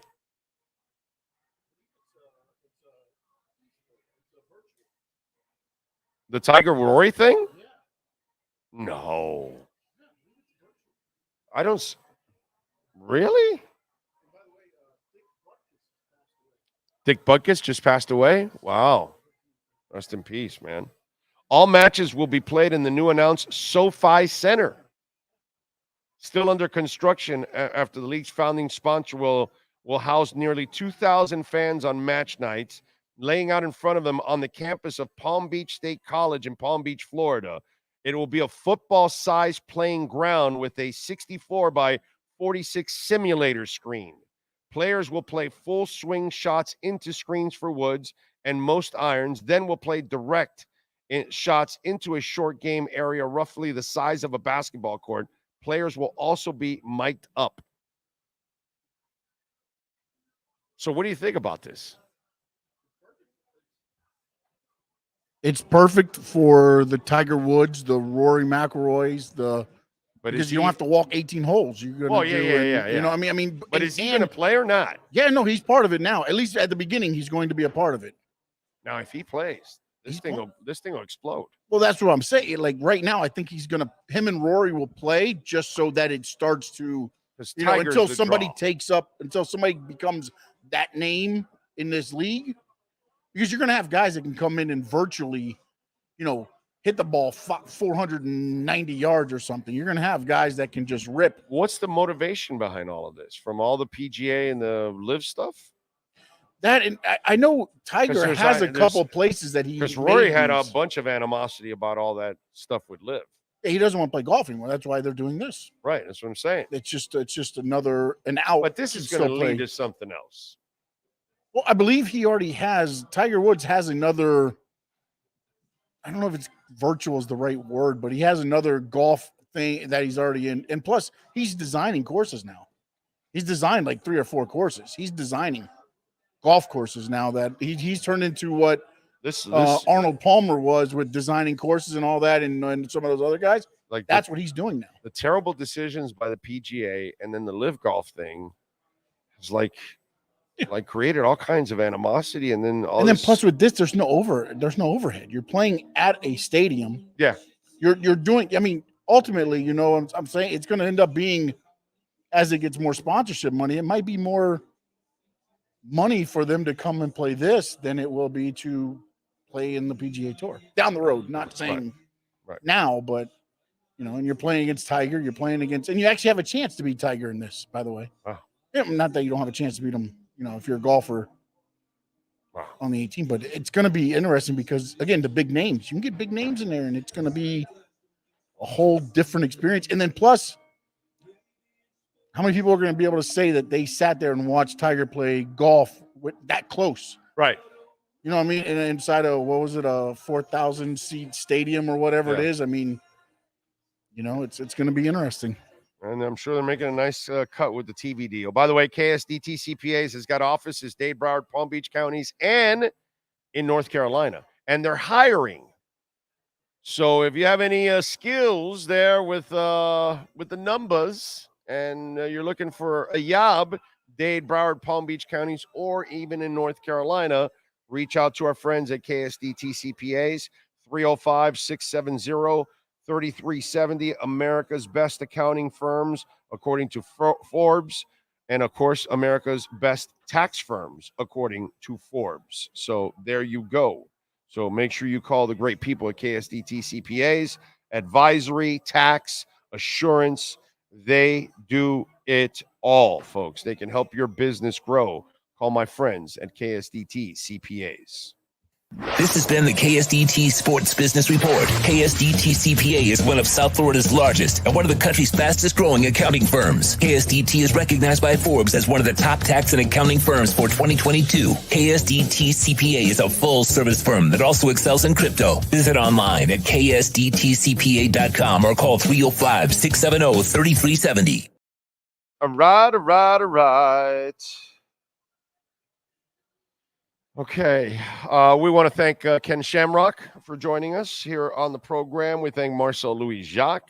We thank Joe Shad. We thank Steve Calabro. As always, most of all, we thank all of you out there for tuning in. Please don't forget to smash the hell out of the like button. Watch the platform as much as you can. Watch hours are very important. And if you need some jaw surgery there, some replacements, all that kind of stuff, call my guy.